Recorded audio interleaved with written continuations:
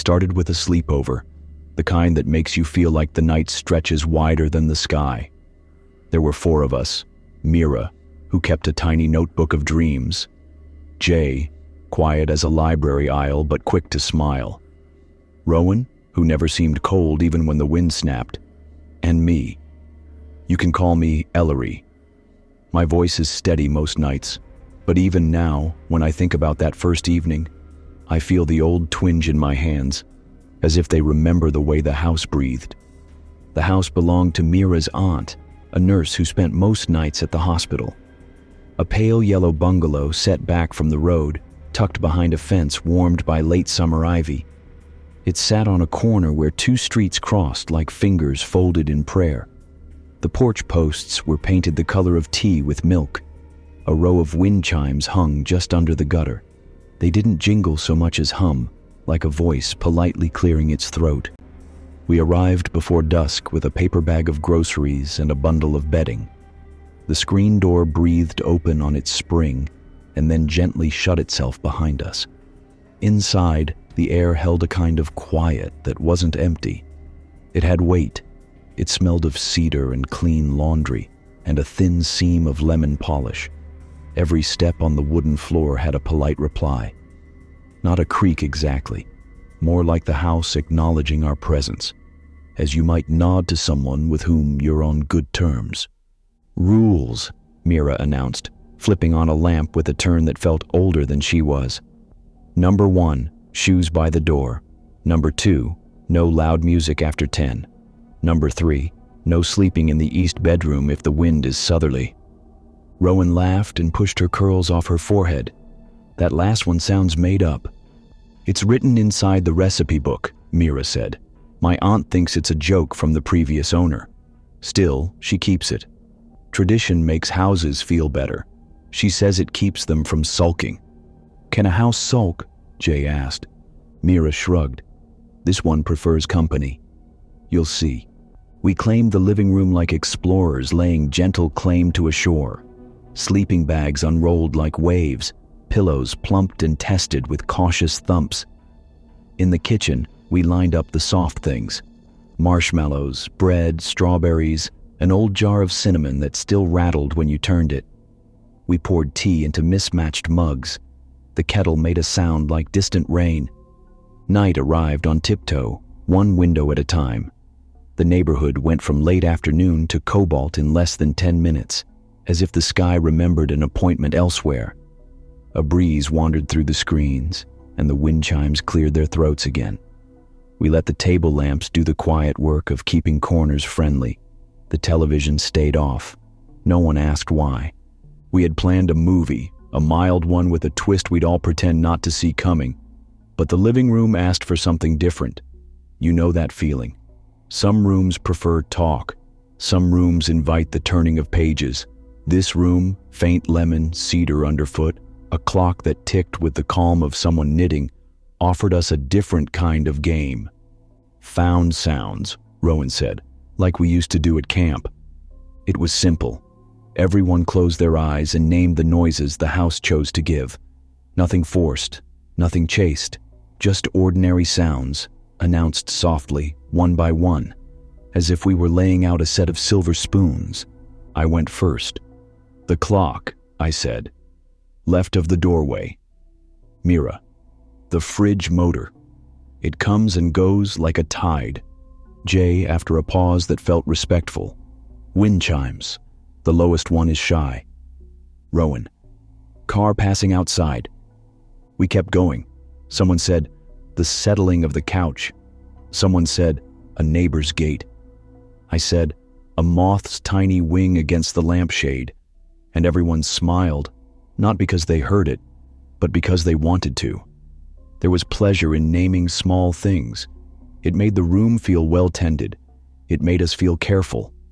Then we all heard it, a new sound, soft and thin, like the scratch of a pencil resting where it shouldn't. A hush fell over us, not fearful, just listening. It had the rhythm of writing, then a pause, then the faintest plink as if something lightly tapped glass. "It's in the kitchen," Jay whispered, eyes still closed. "Near the back door." I stood. The floor hummed under my feet, not unease, more like a cat shifting in its sleep. I crossed into the kitchen, past the stove resting like a well-fed beast, past the refrigerator with its magnet shaped like a pear. The back door had a small pane of glass set shoulder high, and on its lower edge, perfectly centered, was a jam jar. I knew we hadn't left it there. We had sliced strawberries earlier and rinsed the jar to use for tea lights, but it had been drying upside down near the sink. Now it sat upright, just a breath from the glass, as though it wanted to look outside. "It moved," Mira said quietly behind me. "It's fine," Rowan said, smiling with her mouth more than her eyes. "Maybe it was the wind." "At knee height?" Mira asked. The jar was clean, no condensation, nothing inside. The kitchen window's screen was fastened with those little turning latches, the kind that feel like someone's brokered a tiny, solemn agreement between two surfaces. There was no sign of interference. On the counter beside the sink lay a gray pencil with a bitten eraser head. Its point wasn't sharp, but not dull either. It looked as if it had been used to write a note to someone very patient. We brought the jar back to the table, the way you carry a glass ornament from a shelf to a safer place. I set it down. It made that modest sound glass makes when it meets wood, neither loud nor shy, just honest. The room felt pleased, as if we'd passed a silent test. We continued our found sounds game, a little closer together on the floor now. When the kettle sighed again, we cheered it softly, a habit from no habit at all. The night stretched. A far siren bloomed and then faded. Someone on the block shut a car door like a book closed mid-sentence. Mira unspooled a story about the previous owner of the house, a music teacher named Mrs. Albright, who had kept stacks of sheet music in the hallway like tidy pillars. She had never married, not for lack of want but for abundance of students. She tuned her own piano and baked small cakes for the children whose hands didn't argue with time. When she became weak, the neighbors took turns bringing soup. Afterward, the house sat empty for a season, then found Mira's aunt, who paid less than market price and promised to keep the potted geraniums. "Some houses don't want to be left alone," Mira said. "Maybe none of them do," I said. "Maybe they just learn to wait." Jay glanced toward the dim hall, where the east bedroom door slept half open. "What happens if the wind is southerly?" "Then we don't sleep there," Mira replied, mild as tea. The clock knit another minute. The game turned to whispers. We were content to sit in the company of the ordinary. That's when we heard what I can only call a fifth voice, not words, not even breath, but the shape of listening that isn't yours. It gathered near the kitchen threshold curiously, like a child who has been told to stay where they are, but leans anyway, eager to belong. No one said anything. It wasn't frightening. It was the sensation of a seat at the table that you hadn't realized was needed, pulling itself out, waiting to be claimed. "Do we offer it something?" Rowan asked after a long time, her voice almost playful. "We don't need to," Jay murmured. "It's already content." We ate toast dusted with sugar and cinnamon, and the tiny grains made a sound when they fell back to the plate. The jam jar rested lightly on the wood. The night pressed its ear to the windows. It felt for a while like we were teaching the house how to be happy. At 1:30, a breeze nudged a curl of paper off the refrigerator. It was a recipe card, the ink a careful blue, the kind of script that reminds you what it is to write by hand. Lemon posset, it said. 3 ingredients, as simple as summer. On the lined backside, in a different, lighter hand, someone had written, "Do not use the east room if the wind is warm from the south. Promise me." E. "E for who?" Rowan whispered. "Perhaps for everyone," I said. We did not go to the east room. We unrolled our bags in the living room where the clock knitted and the wind chimes minded their manners. We turned off all but one lamp and set the jam jar over a battery tea light. A small kindness to a small thing. Mira's aunt kept a stack of old cassette tapes in a drawer beneath the television, recordings of local recitals, and a radio show that read out lost and found notices like poems. There was also a black handheld voice recorder, the kind a teacher might use to remember a phrase before it ran away. "Let's make the house a story," Mira said, lifting the recorder with 2 fingers as if it might startle. She clicked it on. The red light blinked. We said our names quietly, and then said them again more quietly, as though teaching the room how to pronounce them. We recorded a minute of air, the clock, the fridge, a shy chime. Then we set the device on the coffee table and did not touch it again. I must tell you this part with care. The ordinary is where the eerie finds its steadiness, and I do not wish to tip its balance. We lay in our hastily made little camp and spoke of nothing that required loudness. We listened to the soft geography of the house. Somewhere in the neighborhood, a dog made the conversational sigh of someone moving rooms. 30 minutes passed, perhaps more. I drifted and returned and drifted again. At 2:17 a.m. there was a knock, only one, not on any door or window. It was the sound a knuckle makes when it meets thin wood that once held glass, as if tapping the memory of a pane that had been replaced. The knock was not a question. It was a sentence that required no reply. The 4 of us sat up at the same time, like flowers choosing the same sun. No one moved. No one needed to. We were being counted, not by an authority, but by a presence with a child's sense of ceremony. 1, 2, 3, 4. Then the recorder woke itself. The red light blinked twice as if it had swallowed, and then made up its mind to speak. It did not play anything at first. No rewind whir, no click. It simply offered us back the minute we had recorded, but slower, as if the house were savoring it. We heard the clock, the fridge, the shy chime, and then a 5th sound we had not named. Breath near the microphone, curious and careful, and a whisper that might have been mine if it weren't softer than I have ever spoken. Still upstairs. We had not been upstairs. There was only the east bedroom and a linen closet. The attic hatch in the hallway ceiling sat flush and paint smooth, and we had not disturbed it. Still upstairs, the whisper said again, as if answering its own question. Rowan reached for my wrist. Her grip was firm, not fearful. "It wants to be included," she said.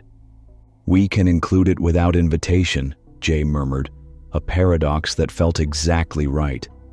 "Are we safe?" I asked, not because I felt endangered, but because the question belongs in rooms where the world folds a little, and asking it places a hand lightly on the table between all present. "Completely," Mira said, in the tone of a nurse aunt, "and also watchful." We dozed in shifts without agreeing to. The house seemed to approve, as houses do when you find the manner that suits them. Once I woke to the sound of pages turning in the next room, and the clean scent of lemon felt closer than before. The jam jar glowed like a small moon tucked into a pocket. I watched Rowan sleep with her hand open, palm up, the posture of someone who expects to receive nothing and is grateful anyway. Just before dawn, the recorder exhaled a small, proud click and turned itself off. A sparrow rehearsed bravery on the back fence. The wind loosened a knot in its hair. We rose with a gentleness you don't always find after late nights. The kitchen felt like a friend who had waited up. We made toast and held it above the stove flame to brown, a small ceremony that made the room smell like childhood. On the kitchen table, next to the recipe card, sat a braid. It wasn't hair, thin strands of thread, some white, some the pale yellow of the walls, twisted together neatly, then tied with the tiniest loop of red floss. It did not belong to any of us, and yet it belonged exactly where it lay, in the spot where a placemat might go, or a folded napkin, or the hand of someone patient. Mira lifted it gently. "Thank you," she said to the room. The clock seemed pleased with the minute it had just built. We left the braid where we found it. We returned the jam jar to a shelf above the sink, and it made its honest sound, and we smiled. When we swept up the small crumbs, the broom whispered against the floor like a book closing its own chapter. We propped the screen door and carried our bedding to the porch to air. The neighborhood yawned in polite unison. "Let's do another sleepover next week," Rowan said lightly, almost to the chimes. "Different house, different sounds." "Rotate," Jay agreed. "Let the story keep walking." "Not just for fun," I said, buttoning my jacket, unsure why I needed the extra warmth. "For a map. If we move, perhaps it follows. Perhaps it guides us somewhere we haven't learned the name for yet." "Or perhaps we guide it," Mira said. "Perhaps it only needed 4 people willing to listen." On our way out, I noticed the recipe book note again. "Do not use the east room if the wind is warm from the south. Promise me. E." The morning's breeze came from the west, clean and kind. I slipped the card back where it had been and smoothed it with my fingers the way you might soothe a page too eager to stand up. Outside, we stood together on the top step for a moment, as people do when a night has given them something, and they do not yet know what to call it. The wind chimes made a sound, like a thoughtful friend pressing a message into your palm. At the curb, we promised to meet the following Friday at Rowan's place, the old duplex on Maple with the low windows and the ivy that reached like careful fingers. We packed the car in a hush that wasn't heavy. It was the hush of something beginning and wanting us to notice. As we pulled away, I looked once more at the pale yellow house. The curtains in the east room stirred as if someone had risen to straighten them after our departure. The braid lay quietly on the table. The jam jar watched the yard from its shelf. The air felt tender, like a hand resting lightly on your shoulder just long enough to say, "Go on then.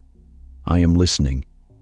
All day, the scent of lemon polish followed me, like a promise folded into the pocket of my coat.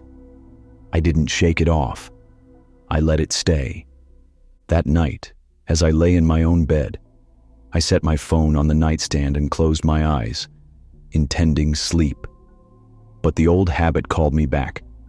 I opened the voice recorder and pressed the red circle. I said my name once, twice, softly.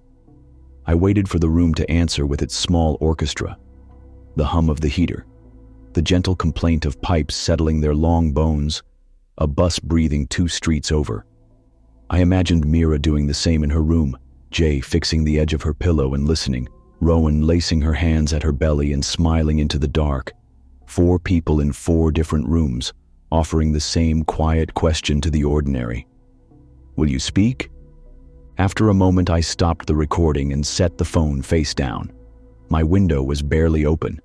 The curtain lifted and set, lifted and set. The city made its usual forgiving noises. At 2:17 a.m., there was a single knock somewhere in the structure of my building, polite as a guest who does not wish to wake the whole house. I smiled without opening my eyes. "We hear you," I whispered. "We do." And the dark, which was not empty at all, breathed something like relief. It felt like a path had appeared, narrow, unpaved, but true, running from the pale yellow bungalow to my small room, and onward, no doubt, to Rowan's ivy windows, and Jay's bookshelf of paperbacks, and Mira's aunt's folded towels. It drew a gentle line between us, the sort of line you don't step over, but walk along in good company. Next Friday would come soon enough. The house on Maple would open to us. The story would lift its head, patient and curious, and we, listening as if it were our job to make the world feel heard, would take our places on the living room floor, the game ready on our tongues, the jars washed and waiting, the lamps warm, the night a wide and listening ear. We would give it a name then, perhaps, this thing that had learned our number and kept count as if every soft breath mattered. Or perhaps we would let it remain nameless, like a melody you know by heart, and would never dare to call anything but what it is when it passes through you. leaving the smallest braid on the table in its wake. For now, I let my breath match the slow, even rhythm of the building around me. I pictured the recipe card and the careful blue ink. I pictured the braid, threads drawn from places cloth forgets to miss. I pictured the jam jar, looking outward, content to be empty and useful at the same time. I pictured 4 friends, separate and together, learning the language of small sounds. The night answered with patience, and the house, whichever house you mean when you say that word kindly, did not sulk. Rowan's duplex had windows so low, they seemed to crouch with us, ready to listen. Ivy climbed the brick like careful handwriting, tracing green loops around the frames. The building sat between a bakery that closed early and a locksmith who never seemed to be open at all. The porch boards were painted a tired gray, freckled with the kind of flakes that only long afternoons can make. When the wind passed, the ivy lifted itself to whisper against the glass, leaf to pane, as if asking invisibly, "Are you awake?" We came with our small bundle of habits, sleeping bags rolled under our arms, socks tucked in pairs, the recorder wrapped in a dish towel, as though it were something fragile that had learned how to be brave. Mira had thought to bring the braid from the pale yellow house. She had tied it inside a plain envelope that smelled faintly of lemon. When we stepped through Rowan's door, we placed it carefully on the mantel beside a chipped ceramic bird that stared optimistically toward the kitchen. Rowan's place had its own personality. The living room felt longer than it looked because the ceiling sloped toward the back like a sigh. A steam radiator crouched under the front window with the posture of a patient dog. The shared wall with the neighbor was thick. Now and then, it offered one soft thud, like the closing of a drawer full of sweaters. In the hallway, a narrow closet wore a transom window, a little rectangle of frosted glass that faced somewhere uncertain and continued insisting on light. "Rules?" Jay asked, setting down a bag of pastries. Rowan smiled as if she had been expecting the question. "These came with the place," she said, and opened the drawer under the telephone nook, an alcove just large enough for old telephones and secrets. Inside lay a single index card, butter soft at the edges. The handwriting was slanted and neat, the blue ink patient. "Do not untie knots after midnight. Promise me. E." Mira held up the envelope with the braid. "We won't." We ate the bakery's soft rolls with butter that tasted faintly of salt, like memory. Shadows walked the ceiling as cars passed outside. The locksmith's sign glowed without persuasion, a tiny neon key that never changed its mind. We set our sleeping bags in a semicircle near the radiator and arranged the pillows so our shoulders almost touched. The recorder, blinking its quiet red when tested, waited on the coffee table as if it had always lived there. "Let's give the house our names," I said, and no one laughed because we had learned not to. We spoke one by one. Rowan first, because it was her place. Rowan, then Jay. Jay, then Mira, then me. The recorder's red eye steadied. The room felt the way a lake looks when wind stops for just a breath and the surface holds its expression. We began our game of found sounds. The radiator made a small ping, as if remembering how metal returns to itself. The bakery's back door, 2 buildings over, coughed its hinge. Someone upstairs rolled a chair gently to the left and then to the right. A sound that felt like a sketcher thinking out loud. When the ivy brushed the glass, we could hear the leaves arrange themselves into a rumor and then lose interest. A siren tried on its voice far away, decided tonight was not its night, and walked home. The envelope with the braid remained on the mantel. I could feel, more than see, how the room angled its attention toward it, the way a classroom might toward a late-arriving friend. Nothing pushed, nothing begged. It was a politeness so thorough it hummed. "Should we leave it sealed?" Rowan asked, thumb rubbing the paper until the fibers brightened. "Maybe for now," Jay said. "Let the house introduce itself first." Rowan nodded. She slipped the envelope under the ceramic bird's wing, not quite hidden and not quite displayed. The bird stared onward with untroubled dignity. We brewed tea by letting the bags dream longer than necessary. The kettle's steam left its small cloud on the cold window, a breath we had not realized we needed to see. On the kitchen table lay a cloth measuring tape curled into a sleeping cat. Next to it, a small wheel of pink chalk, the kind used to mark fabric with a line that disappears if you ask it to. "Was the previous tenant a seamstress?" I asked. Rowan lifted one shoulder. "My landlord said an elderly woman lived here a long time.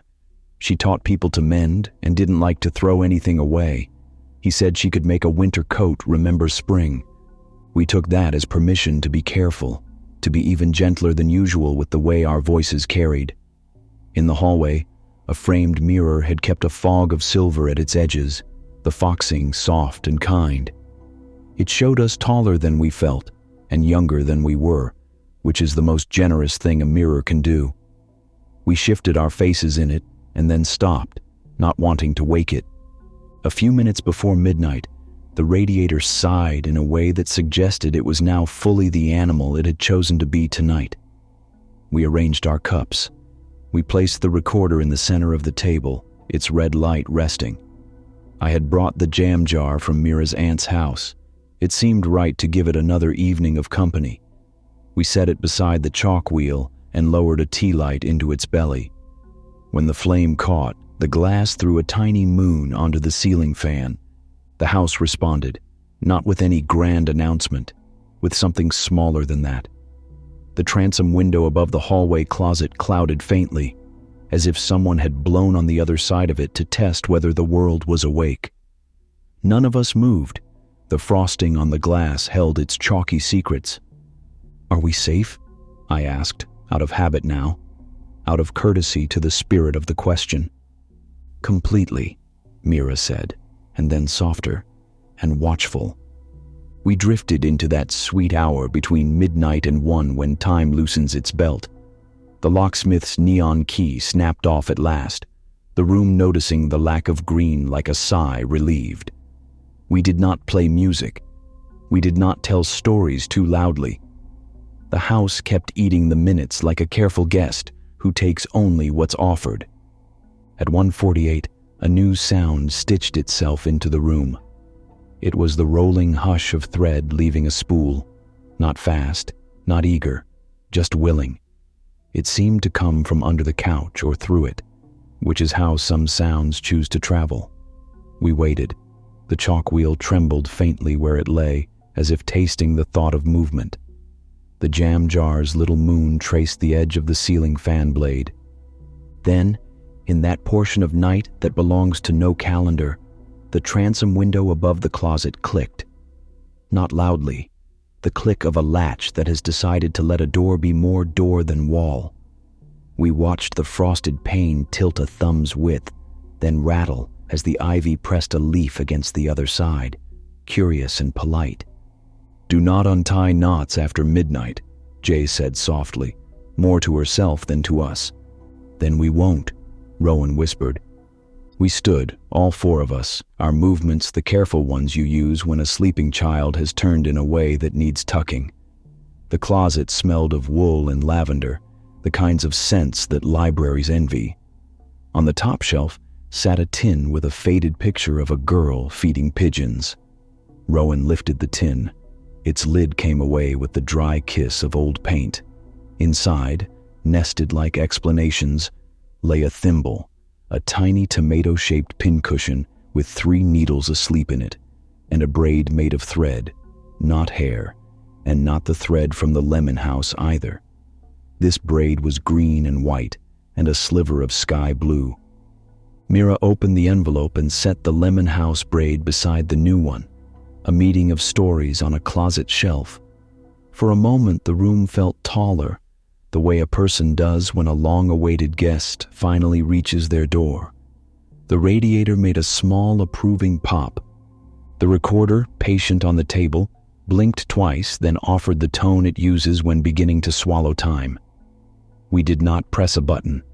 It set its own mouth open and let the room fall in. "Say your names again," I said, and we did, each quieter than the last. The new sound came from near the floor where the skirting board wears dust like a shy scarf. It was the polite click of a foot pedal, the kind that wakes a sewing machine without starting it. The rhythm was this: click, consider, click. Between the clicks, we heard the tiniest drag of fabric sound, the corduroy hush of two soft things learning one seam. No machine stood in the room. No table held a shining singer of needles. Yet the sound belonged as much as the radiator belonged, as much as the ivy leaf belonged, pressed to that small square of open glass like a hand asking for a dance it already knows you will accept. At 2:17 a.m., the house did not knock. It drew a line. The chalk wheel had rolled itself an inch forward, and with a gravity the size of a whisper, traced one pale line along the table's varnished edge. The line ran straight until it reached the jam jar, then curved gently around it as a river curves around a stone it loves. "Are we being told where to look?" Rowan asked, voice warm with the kind of dread that isn't afraid, only attending. Mira followed the chalk's pale river with her finger. It circled a second time, then drifted toward the hallway, a curve that would be a signature if signatures were made of weather. We took our time. We let the line lead us. It ended not at the closet, but at the bottom stair where the building's shared attic door began, 3 steps up from the first landing, a door that most tenants likely ignored. "Still upstairs," Jay whispered, memory stepping into place like a foot finding its stair. We did not open the attic door. That wasn't our agreement with the night. Instead, we stood near it and let the recording swallow our breath, and the radiator's small applause, and the ivy's friction against glass.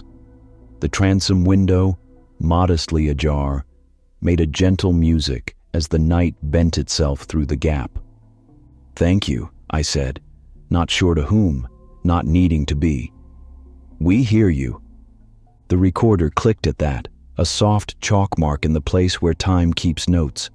For a while, nothing else happened, which is the kind of happening that makes the ordinary deepen its color. When the jam jar's tea light used up its circle of wax, the tiny moon on the ceiling went out, and the ceiling accepted this without judgment. We slept in simple arrangements, like notes on a staff. The radiator kept us, and the street traded a car for a bicycle, and then for footsteps, and then for nothing. I dreamed, not of attics, not of sewing machines, but of fingers learning to tie their first bow without making a double knot. The kind of loop that says, "I will hold, and I will also let go when you ask." Dawn collected itself in the kitchen first, the way it does in places that have learned to rise early. We woke with the quiet of people who have borrowed something without harming it. On the hallway stair, near where the chalk line had ended, lay a gift that felt like a question with its own answer. 4 straight pins, each with a different colored head, red, white, blue, and pale green, stuck upright through a folded square of muslin. If laid in a row, they would mark a hem. If arranged in a circle, they would mark the size of a cup. We had brought nothing to trade but the jam jar and our patience. We left the jar behind on the mantel beside the ceramic bird, a tiny moon that would serve a new night. We folded the muslin and placed it in the tin with the thimble, and we set the tin back where it had been. The transom window settled its latch with a satisfied click, the kind of noise a small animal makes when it curls itself just right and decides to stay a while longer. On the back of the index card, "Do not untie knots after midnight. Promise me." E. Another line had appeared in the same steady hand, or the same kind of steady hand. "Tie what must be tied. Leave what must remain. Promise me." Rowan ran a thumb over the E as if it might warm. "This house is good," she said. "All of them have been good," Jay replied, pouring tea as if measuring out dawn. We spoke no conclusions. We didn't need to. The day felt like a long hallway full of clean towels.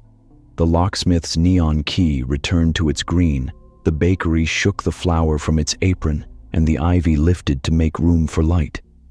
At the curb, after we rolled our sleeping bags and said the small domestic things that make leaving comfortable, "Did you get your scarf? Don't forget your charger. Bring the envelope." We decided the next sleepover would be at Jay's grandmother's house, a blue bungalow near the creek where frogs made little metronomes of their throats, a place with quilts that had learned to keep stories even after everyone else forgot. "It is not a hunt," Mira said gently, as if reminding us of our own hearts. "It is a walk." "Then we keep walking," I said. We parted, each carrying the kind of silence that makes rooms brighter. The braid went back into its envelope. The chalk line faded under a damp cloth, leaving no evidence, which is exactly how some truths choose to live. And somewhere above the shared attic door, in the thin space where dust keeps its own language, the click of a foot pedal waited for a future evening, content to remain the kind of sound you cannot insist upon, only welcome. Jay's grandmother kept a blue teapot on a shelf that caught the kindest light in the house. The bungalow sat 2 streets beyond the last bus stop, near a creek that taught patient lessons to stone.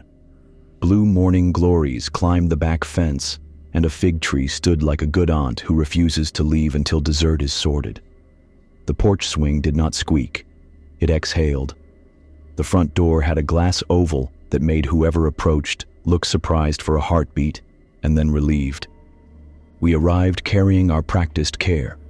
Mira with the envelope and its braid, Rowan with a tin of cookies that snapped politely, me with the recorder and a small square of muslin folded like a secret, and Jay with a key on a ribbon that had once been pale red and now was the color of a remembered sunset. The key was ordinary, brass warmed by many pockets. The ribbon mattered because Jay said it used to be tied to the back door when she was little to help her reach it. The house smelled of vanilla and sun-warmed dust, the best kinds of indoor weather. Photos lined the hallway in frames that did not match, which is how you know the memories live in the pictures, not the wood. A quilt lay folded on the sofa with more patience than any blanket should possess. In the dining room stood a small radio with a rounded top and a dial face that looked like an old friend who could hum before speaking. The radio's cord was cloth-wrapped. It wore its years handsomely. "Rules?" Rowan asked, almost shyly now, as though the house might answer. Jay moved to the built-in cabinet near the radio. On the inside of the door hung a slip of paper pinned with a pearl-headed tack. "Do not turn the radio past 3 when the moon is bright. Promise me. E." "The moon is only a shaving tonight," Jay said, "half to the room, half to the creek. We will remain polite anyway." We set our things on the dining table. The blue teapot watched from its shelf. The creek kept its voice at a level that would not interrupt. We chose the living room for our small camp, near where the quilt could learn our names. The recorder took its place on the coffee table, patient as ever. We opened the envelope and set the braid beside the vase of mint Grandma liked to keep for no reason other than that mint makes air behave itself. The found sounds game began before we named it. The creek spoke and then didn't. A frog tried a single syllable and found it satisfying. The refrigerator hummed in a key that matched the window screen. Someone down the street carried a ladder carefully. "I think this house likes mornings best," Mira said, though evening had only just folded its napkin.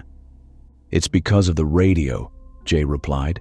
"It remembers voices arriving across long miles." The quilt learned our gravity and didn't argue. We laid our sleeping bags on top of the rug where a border of tiny blue squares made a patient path. The hallway light went off for us without requiring our hand. We let the radio's cloth cord hang like a vine. We did not plug it in. The habit had become a devotion. Invite, do not insist. Reach, do not grasp. We sat in a small circle like a family planning a garden. "Names?" I asked the recorder.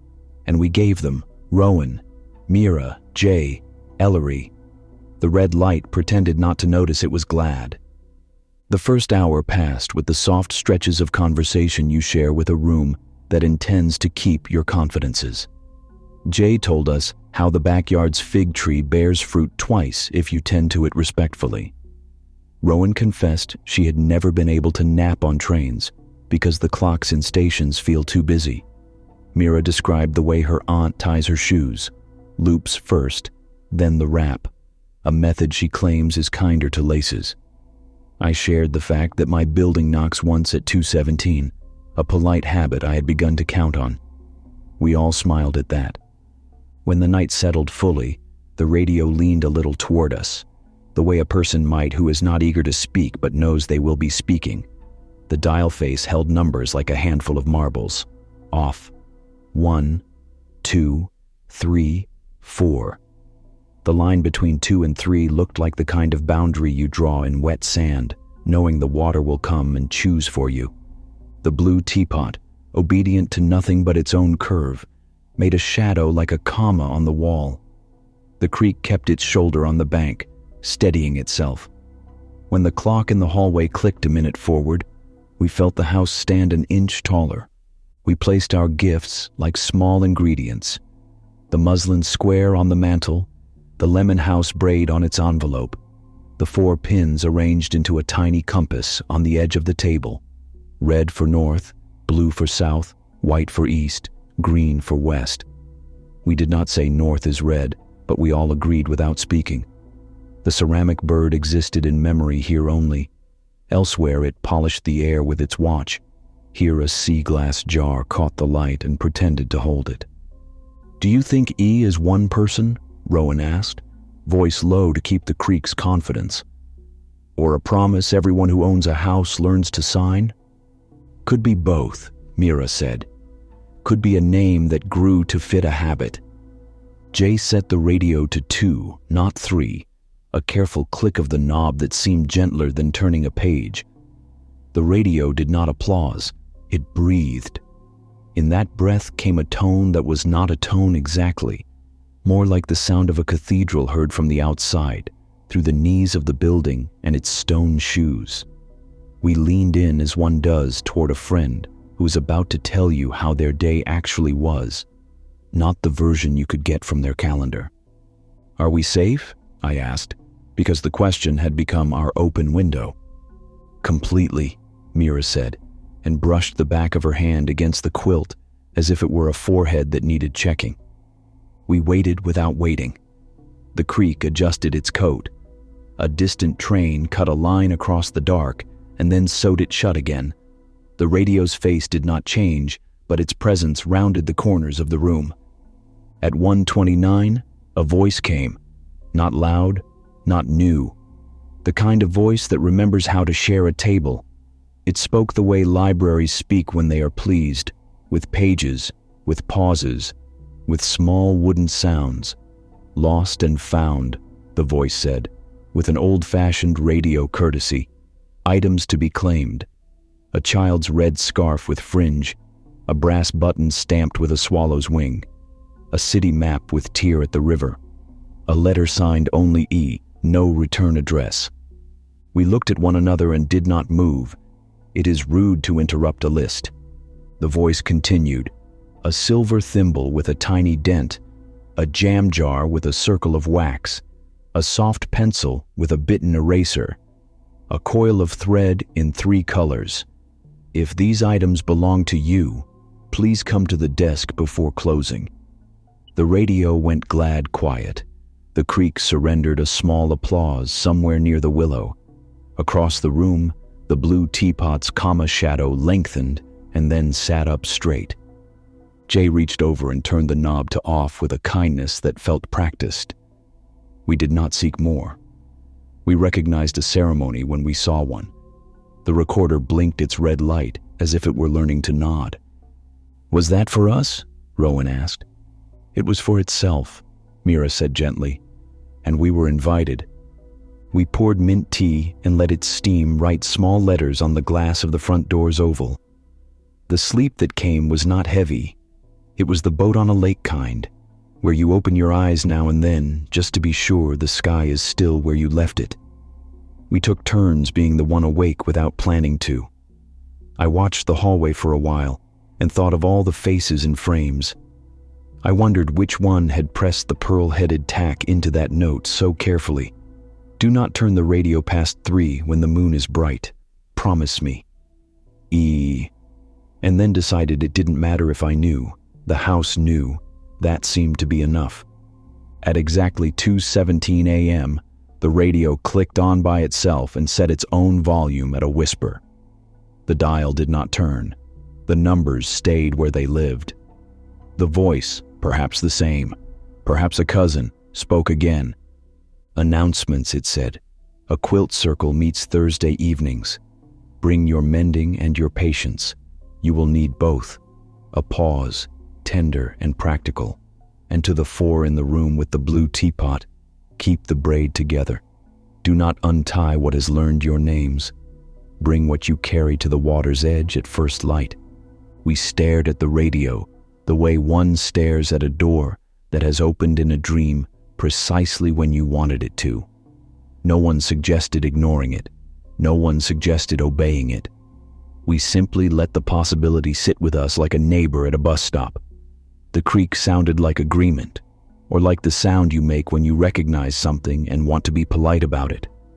First light, Jay said, as if tasting the hour on her tongue. We can do that, I replied, already knowing which sweater I would wear. We slept the last portion of night in the small pockets of rest you keep close to your ribs. When light collected in the kitchen window like shy sugar, we rose. The world outside had the color mornings make when they are trying to remember dew. We brought the envelope with the braid, the muslin square, and the 4 pins arranged in our tiny compass. We wore our quiet on our shoulders. The fig tree minded its own business graciously. At the creek, mist drew itself into little columns that looked like they wanted to be people when they grew up. A plank bridge, weathered to gray, kept its promise across the water. We stood in the middle and watched the slow quick of the current.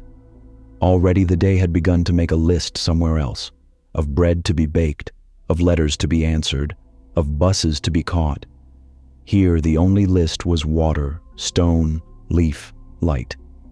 What do we do?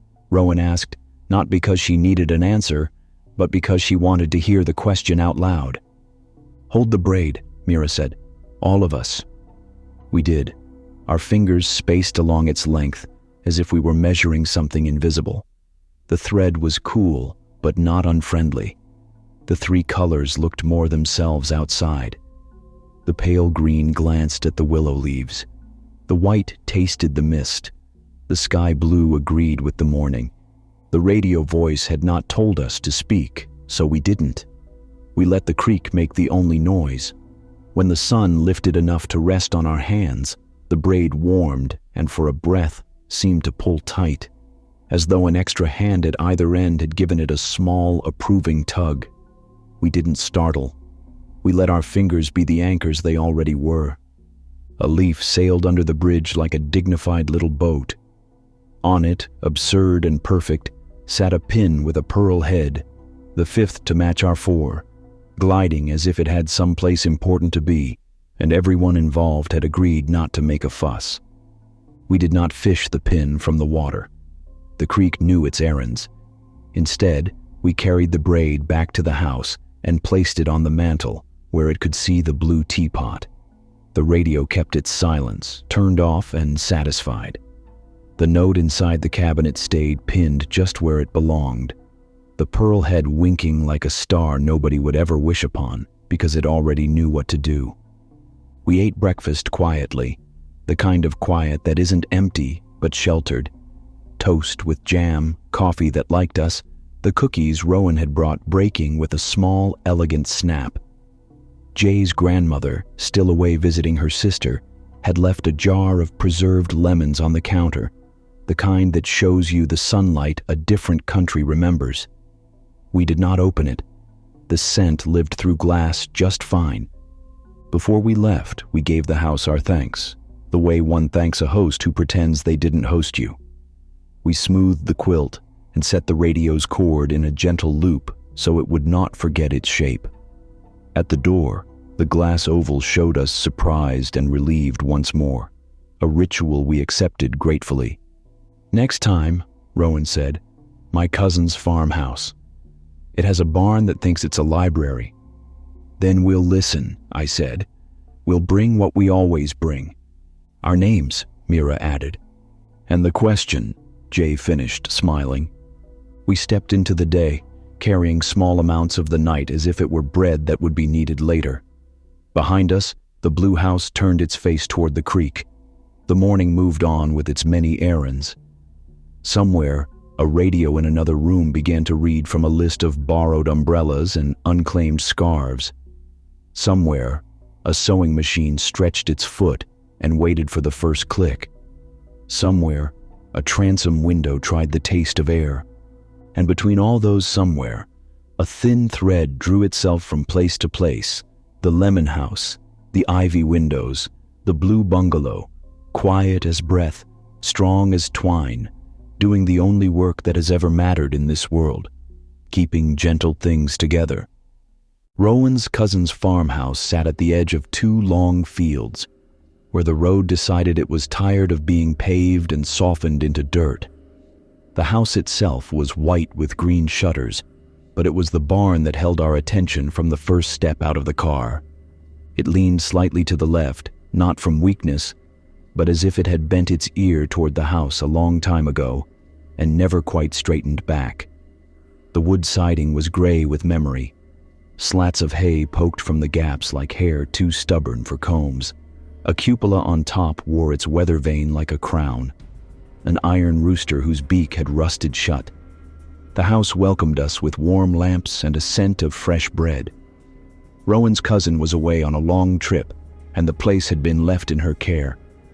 "It's always quiet here," Rowan said, leading us into the kitchen. "Too quiet sometimes. The barn keeps most of the noise." The kitchen table was oak, broad enough for a dozen plates. A quilted pot holder rested in the center, as though someone had been preparing to set down a pan just before leaving and then decided against it. We placed our small traveling treasures on the wood: the braid, the muslin, the envelope. The recorder blinked softly, red as an ember. "Rules?" Mira asked. Rowan walked to the wall beside the back door. There, pinned to the frame with a crooked tack, was a strip of paper. The handwriting was the same careful, leaning script as before. "Do not open both barn doors at once. Promise me. E." The paper had yellowed in its corners. The tack had bent like a bow. "That sounds specific," Jay murmured. "Then we won't," Rowan said. The living room faced the barn through a wide window, its curtains drawn back as if the house itself wanted to keep watch. The barn sat in shadow, though the moon, fatter than the night before, threw a silver outline along its roof. From where we lay out our sleeping bags, the barn seemed closer than it should be, like a neighbor leaning over the fence to hear better. We played our game of found sounds, though tonight they came more easily, as if the place had been waiting to be named. The wind turned the weather vane with a faint whine. A horse in the distant field shuffled hooves like cards being cut. The house timbers groaned in voices older than any of us, but not unfriendly. And then there was the barn itself, settling, adjusting, the whisper of hay shifting though no one touched it. At midnight, we lit the jam jar again. Its glow threw a small sun against the ceiling beams. Mira held the braid while Jay unfolded the muslin and set it flat on the floor, pinning its corners with pebbles from the porch. Rowan fetched a book from the shelf, an almanac so thick the pages whispered when turned. She opened it to a map of stars. "It feels like the barn is listening," I said. "It always does," Rowan replied, "even when no one's inside." The recorder blinked and then gave a small click, swallowing the moment. We spoke our names: Rowan, Mira, Jay, Ellery.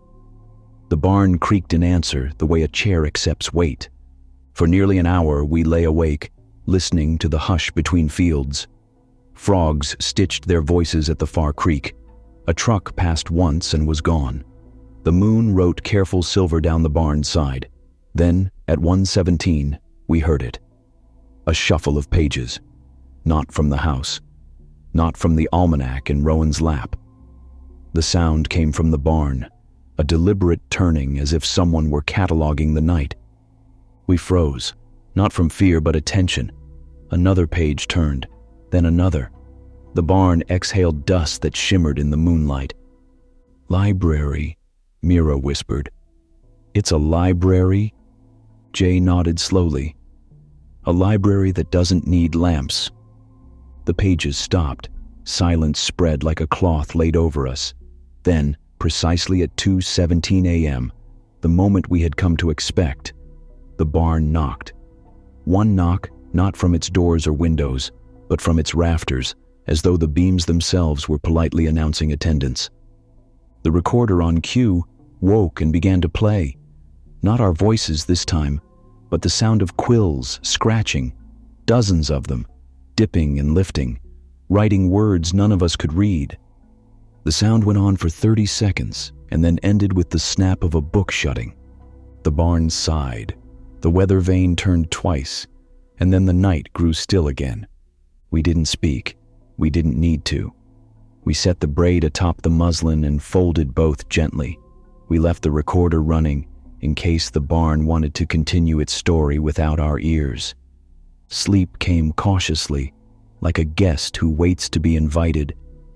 I dreamed of walking between shelves of hay, each bale marked with a paper slip. Titles I could not remember in the morning, though I knew they had been beautiful. When dawn arrived, we found a gift on the porch step.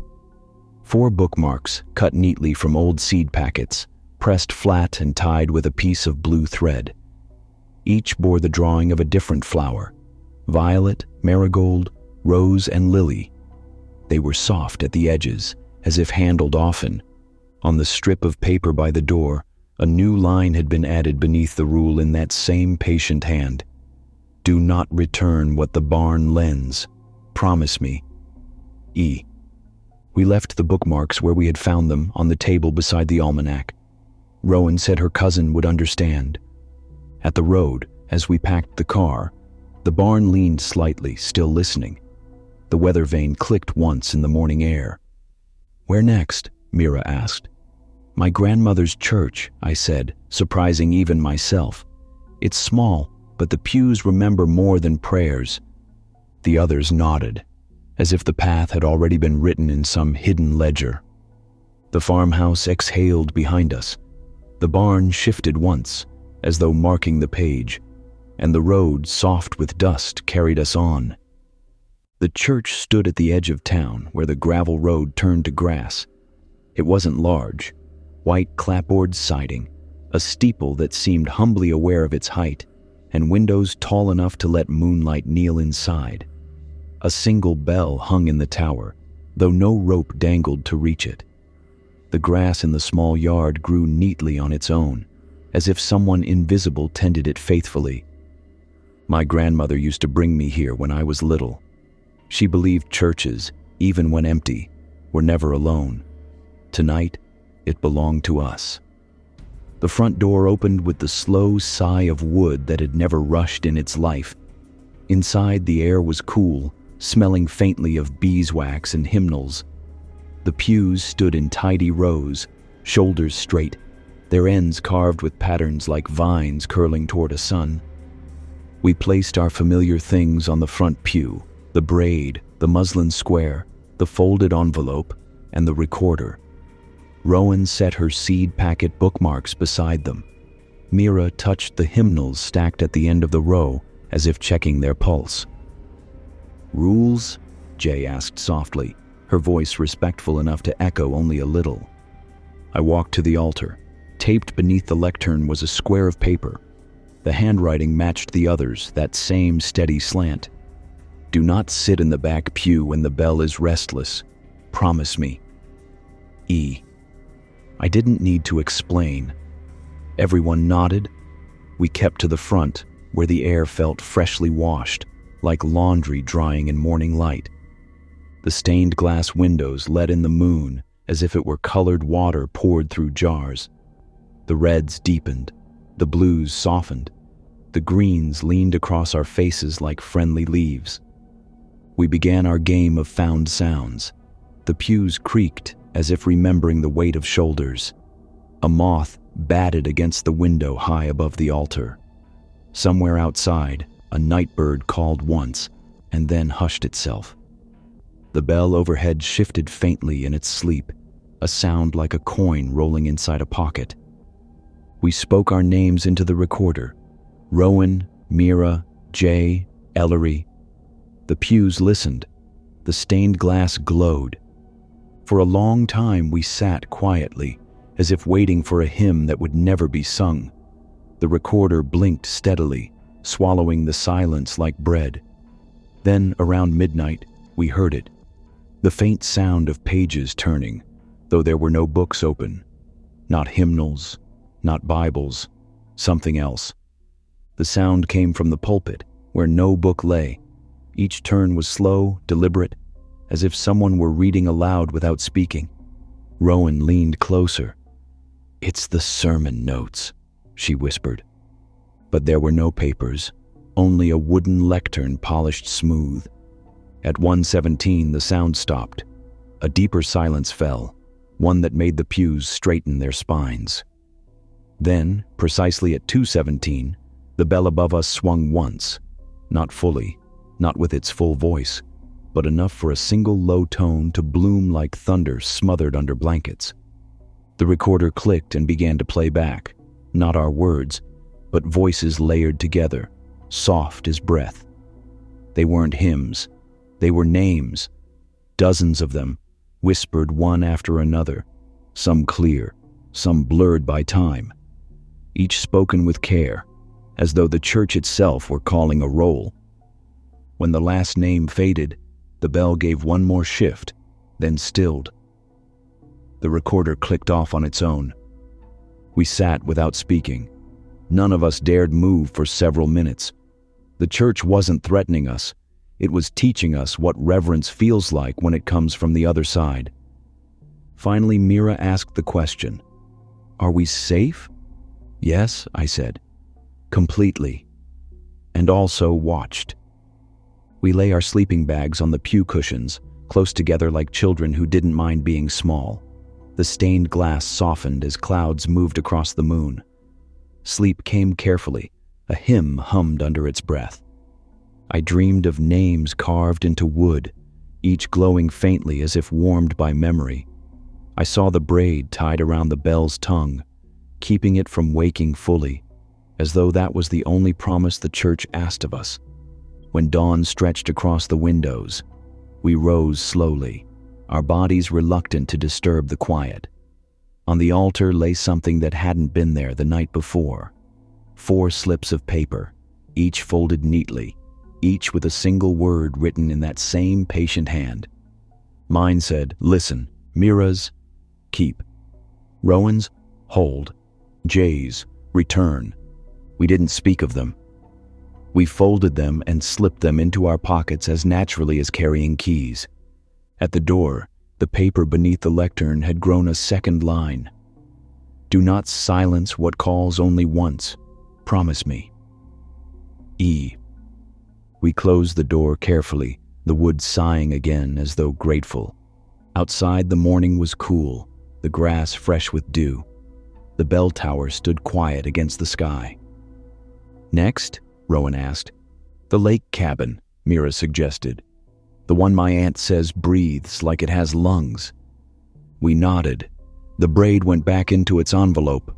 The recorder slept. The 4 slips of paper rustled faintly in our pockets, like prayers that weren't finished yet. The road waited, gravel turning to grass, carrying us toward another listening night. Mira's aunt owned a lake cabin tucked in the hollow of pine trees, a place so quiet the air seemed to carry its own hush. The lake stretched wide, dark as a polished stone, and the cabin stood just close enough to feel the water's rhythm. When the wind blew, the surface inhaled and exhaled, the ripples drawing back and forth like lungs. We arrived as dusk folded over the trees. The cabin was plain, timber walls, a roof that sloped low as if listening, and a porch with 2 rocking chairs. One of them rocked faintly on its own, keeping a rhythm with the lake.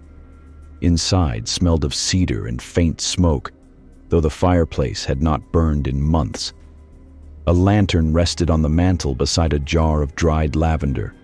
A single quilt lay folded on the sofa, patterned with diamonds that seemed to shift as you stared. We set down our things, the braid, the muslin, the seed packet bookmarks, the folded slips of paper from the church, and the recorder. Rowan placed the almanac beside the lantern. Jay drew the curtains wide so the lake could see in. "Rules?" Jay asked.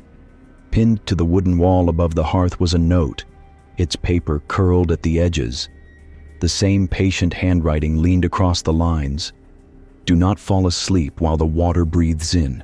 Promise me. E." We all stared at it. Mira touched the braid softly. "Then we'll watch," she whispered. The living room had only 2 windows, both wide enough to frame the lake like a painting. Even with the lantern dimmed, the water glowed faintly, catching the sky's thin light. The rocking chair moved again, keeping time with the water's slow rise. We began our found sounds game, though tonight every noise belonged to the lake. The waves lapping faintly at the dock, the sigh of pine needles leaning against one another, the distant call of a loon, echoing so wide it felt like it came from the edge of time itself. The cabin timbers murmured once, adjusting, then quieted again. When it was time, we spoke our names: Rowan, Mira, Jay, Ellery. The recorder blinked, the red light pulsing like a steady heartbeat. The night grew thick and dark, the kind of dark that has weight. Around midnight, the water's rhythm changed. It inhaled, waves drawing toward shore, and held the breath longer than before. The air in the cabin seemed to lean forward as though waiting. Then, with a sigh, the lake exhaled, pushing ripples back toward the far trees. The rocking chair moved in sync, back as the water drew in, forward as the water released. "It's alive," Rowan whispered. "It's listening," Mira corrected. At 1:17, when the water inhaled, we heard it. A faint knocking, but not from the cabin. It came from beneath the lake itself, as though a hand had tapped the underside of the water's surface. One knock, then another. 3 in total, spaced as evenly as the strokes of a clock. We leaned closer to the glass. Beneath the moonlight, the ripples curved into patterns, not random but deliberate, as if words were being written across the water's back. "What does it say?" Jay asked, her breath fogging the window. The recorder clicked on by itself. Its speaker whispered a single phrase: "Still breathing." Then it fell silent. We stayed awake, just as the note had commanded. Each time the lake inhaled, we forced our eyes open, listening to its lungs fill. Each time it exhaled, relief swept through us. It was a rhythm older than any house, older than any of us. At precisely 2:17 a.m., the water inhaled and held. The rocking chair tilted back and stayed there, as if waiting for a story to be told. Seconds stretched into minutes. My chest tightened as though my own lungs were caught in the same breath. Then, faint but certain, we heard voices.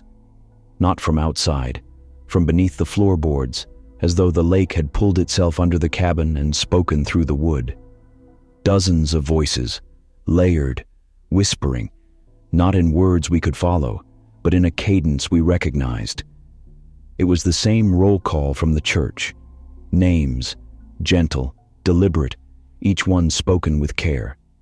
And then one new word, clear as glass: promise. The rocking chair leaned forward. The lake exhaled at last, the ripples scattering wide, and air returned to our lungs.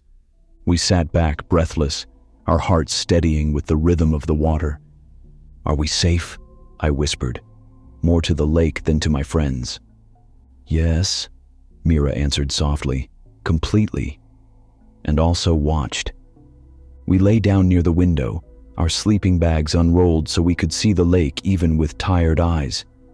The braid rested between us, the muslin square folded at its side. Sleep came cautiously, only in short bursts between the lake's breaths. I dreamed of walking across ripples as though they were planks of wood, each one holding me for a moment before sinking back. When dawn crept across the pines, the lake was still. On the porch we found a gift: 4 smooth stones, each small enough to fit in a palm. One was pale gray, one deep green, one speckled white, and one dark as midnight. They had been laid in a careful row on the top step. On the note above the hearth, another line had been written in that patient hand: "Do not forget to return breath for breath. Promise me. E." We pocketed the stones. They felt warm, as though the lake's rhythm still pulsed inside them. As we loaded the car, Rowan asked, "Where next?" "The lighthouse," Jay said. "The one by the cliffs. My uncle says its lamp still turns, though no one winds it." The lake exhaled one last time behind us, as though in agreement. The rocking chair stilled. The path to the next night stretched ahead. The road to the lighthouse was the color of old bone, a narrow strip that climbed the headland in patient switchbacks. On the right, the sea spoke without hurry. On the left, tough grass held the cliff the way a steady hand holds an arm on a staircase. Jay drove with her window cracked just enough to let salt lay a line across our lips. The sky hung low and kind, a pale felt pressed over the day. It would be a fog night. You could taste it. The lighthouse rose from the rock like a thought that had made up its mind, white as a sifted shell. Its lantern room a glass crown of many panes. At its foot, the keeper's house leaned into it like a friend who had been listening for years and had no intention of leaving. A bell buoy tolled somewhere below with the slow certainty of a heartbeat. When the wind shifted, the sound rounded the base of the tower like a soft hand turning a doorknob. "My uncle says the lamp still turns, even if you don't wind anything," Jay said, easing the car to a stop beside a fence. "He says the place keeps its own hour." We stepped out, and the fog put its small, cool hands on our cheeks. The path to the keeper's house took 6 paces. I counted them without deciding to. The front door wore salt in the paint like freckles. Inside, the floors were scrubbed enough to squeak, the way good wood does when you ask it to remember rain. A table under the window held a coil of rope, a logbook, and a brass spyglass with a nick in the rim. Rowan found the note first, pinned to the door that led from the kitchen into the base of the tower. The handwriting leaned the way all the others had leaned, patient and sure, the lines as steady as a person walking home on a familiar road. "Do not answer the horn with your own voice. Promise me." E. "Good rule," Rowan murmured, smiling a little. "I have been tempted to sing back to foghorns since I was 5. "We will not," Mira said simply, as if the room had asked for the promise personally. We carried our small, practiced bundle to the worn table. The envelope with its braid, the muslin square folded into a soft rectangle, the seed packet bookmarks, the 4 creek stones heavy in our pockets, the slips of paper from the church, listen, keep, hold, return, and our recorder wrapped in a dish towel that had known 100 breakfasts. The tower's spiral stair rose out of the floor like a ribbon of iron. Each step had a ridge in it where many boots had learned its measure. We climbed slowly, hands on the railing sticky with salt. With each turn, the sea widened in the narrow windows. By the time we reached the service room below the lantern, the bellboy sounded nearer, and the fog curled into the glass like a sleep that would last only until someone opened a book. The lantern room itself sat one more short flight up, a round chamber of glass and careful metal where the Fresnel lens waited like a sleeping animal made of prisms. We did not go in yet. Something in us knew the right room for us tonight was the service level, the one where you lay your tools, and your hands before you lay them on light. We made our small camp in the circle of the room. The floorboards were clean, the paint always a little damp from air. We spread the muslin and set the braid on it. The stones we took from our pockets one by one and put them on the floor like compass points. The pale gray where the door faced inland, the deep green toward the cliff grass, the speckled white toward the south where fog likes to come from, and the dark stone, almost black, to the sea. Beside them, we placed the bookmarks, a tiny garden, violet, marigold, rose, lily. The slips of paper we tucked under the edge of the muslin so the words showed just enough to keep company. The recorder we placed in the center and rested our palms near it, as if warming our hands at a very small fire. We took turns naming the sounds. The horn, far out on a point, did its work. Long, low, kind, as if reminding ships of something they already knew deep down. The bell buoy, nearer, answered now and then when the sea gave it permission. Water moved in slow syllables against the rocks. Ropes spoke softly to their rings. Somewhere a gull tucked its head under its wing and clicked its beak once. A tiny door closed on a tiny cupboard. We spoke our names to the recorder: Rowan, Mira, Jay, Ellery. The red light settled, not bright, not shy, the exact level of attention the world hopes for from us most days. "Are we safe?" I asked very gently. "Completely," Mira said, voice steady enough to be a rope itself. "And also watched." Fog slid its sleeve over the windows and left damp fingerprints. We did not feel enclosed. We felt held. The spiral stair's shadow lay on the wall like black lace. The iron in the railing breathed a dry little breath. We poured thermoses of tea that smelled faintly of mint and chimney. At 12 minutes past midnight, the kind of time that has the neatness of a folded handkerchief, the lantern above us began to turn. We heard it before we saw it, a faint, gentle tick, tick, tick of bearing and gear, the lens making its slow circuit through a room that had memorized its speed.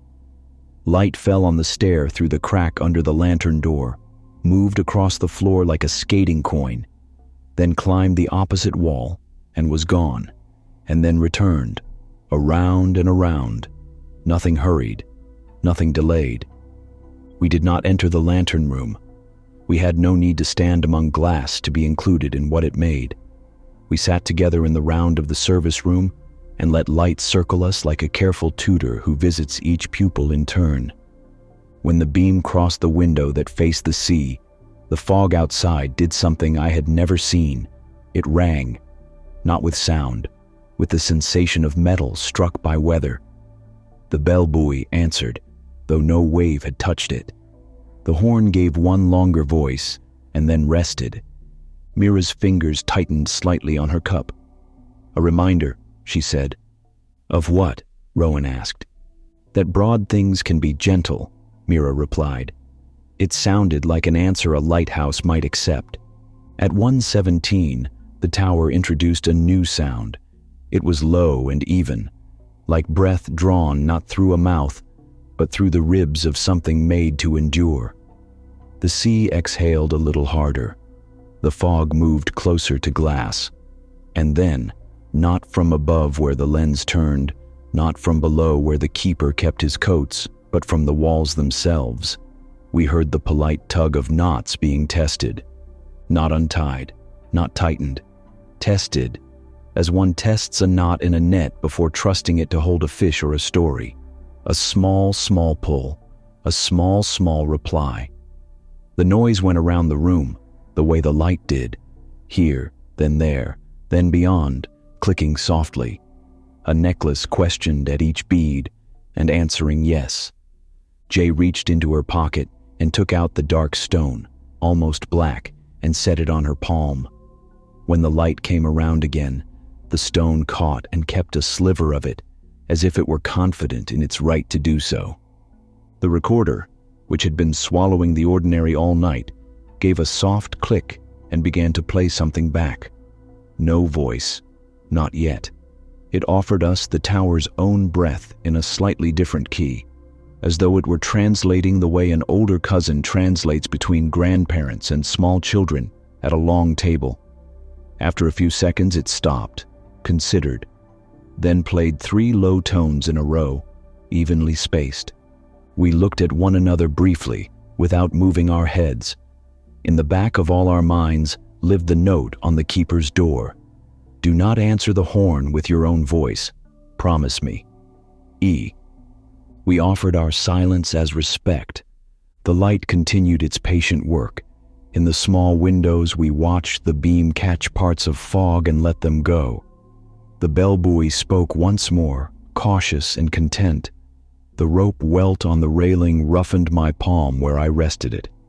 At exactly 2:17 a.m., the turning paused. Not long. 1 slow count. 2. A held breath you take at the end of a measure to listen for the next one. In that suspended beat, something pressed a fingertip to the inside of the lantern glass. We could not see the finger. We could see what it left, a curve in the condensation, then another, then a little bar, then a final stroke. Not letters from our alphabet, not exactly. But when the lantern moved again, and the beam swung, and the light could angle the mark toward us, the shape became a word because the room said so. Guide. The 4 of us stood without standing, the way a heart does. The recorder clicked once, as if to say it had noticed, and then spoke 1 soft syllable in a voice that sounded like wind through brass. Guide. It was not a command. It was not even instruction. It was a note written in the margin of our evening, like those small words in cookbooks that say, taste and rest. Outside, the horn answered itself from far off, the big voice that belongs to weather and old steel. We did not answer back. We did not say the word aloud. The lantern did another full turn, the beam covering the room like a blanket spread and straightened. Guide what? Rowan breathed, the question trying not to be louder than a breath. What we already carry, I said, and was surprised by how sure it felt to say it. We settled again, and let the next hour build itself around us. The knots in the walls made their quiet inspections, finding each other as if they had been separated and were rejoicing in reunion. The fog brushed the glass with a neighbor's affection. Somewhere below us, a hatch closed itself softly, the sound of a mouth finishing a sentence and smiling privately. Sleep came like a dory tied on a short line, drifting, returning, drifting again. I did not wholly leave the room. I walked 1 turn of the stairs and back in my mind, a small tide within a larger one.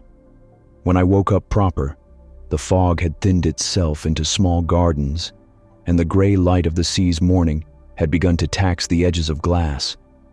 On the threshold of dawn, the lantern stopped. Not a clank, not a catch, just a decision, the way a cat decides to tuck its feet under its belly. The horn gave 1 last long voice and then fell to a waiting silence. The bell buoy sounded like a clock that has never been wrong. We packed with the manners mornings deserve, the muslin folded, the braid untroubled. The stones returned to their pockets in the same order we had set them around us. The bookmarks tucked into the logbook on the table downstairs had a page where the keeper had recorded clear weather and wind from the west. The slips of paper laid on the table for a moment so the words could look out the window at their namesake directions. Listen, keep, hold, return, and then slipped again where they belonged, warm from carrying. Before we left the service room, we found the gift. It had hidden in plain sight, a short length of braided cord coiled neatly beside the doorframe. Someone had whipped its ends with waxed thread to keep them from fraying. At 4 points along the braid, tiny stitches had been added in thread, the exact colors of our stones. Pale gray, deep green, speckled white, very dark. The cord felt strong without being stiff, the way you hope a promise feels when you test it with your hands. We did not untie it. We did not test it to breaking. We offered it a place on the muslin with the other things. On the keeper's door, below the rule about the horn, a second line had been written by the same steady hand. Do not break a braid to make a path. Carry it whole. Promise me. E. We promised without using our mouths. The braid seemed to know. On the way down the spiral, we ran our fingers lightly along the rail, the way you do when you are saying a goodbye with touch. In the kitchen, we washed our cups and set them upside down on a towel, patterned with a ring of little anchors. We opened the door, and the fog, thinner now, stepped back politely. The bell buoy tolled once, as if to mark our going. Outside, on the walk that ran between the keeper's house and the tower, a gull stood with one foot tucked and one eye open. In the opened eye, I thought I saw the whole lighthouse reflected in a round world. It made one small clack with its beak that sounded exactly like approval. We didn't speak much on the path back to the fence. The sea had said all that needed saying in a language our ribs had been made to hear. In the car, we set the braided cord where we could all see it. It looked modest. It looked like a handhold laid in the center of a table in case anyone needed it. Rowan started the engine. The tires ground softly over the bone-colored road. The fog rose and rose like a curtain being tested by a careful stagehand. What next? She asked, the question not eager, just ready. The theater, I said. It arrived like something thrown up by the sea. Downtown, closed for years. Velvet seats that still remember hands smoothing their knees. The Marigold, Jay said, nodding. They kept the marquee letters in boxes. My uncle says the piano in the pit doesn't hold a tune, but it remembers when to sleep. Mira smiled into the fog. Then let us be an audience. We drove with the windows cracked.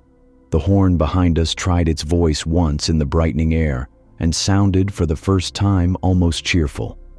The lighthouse shrank and did not. The beam, now quiet, lived in my peripheral vision anyway, like a kindness that had chosen to stay. By the time we reached the edge of town, the fog had given up most of its stubbornness and permitted the sun to push a thumb through.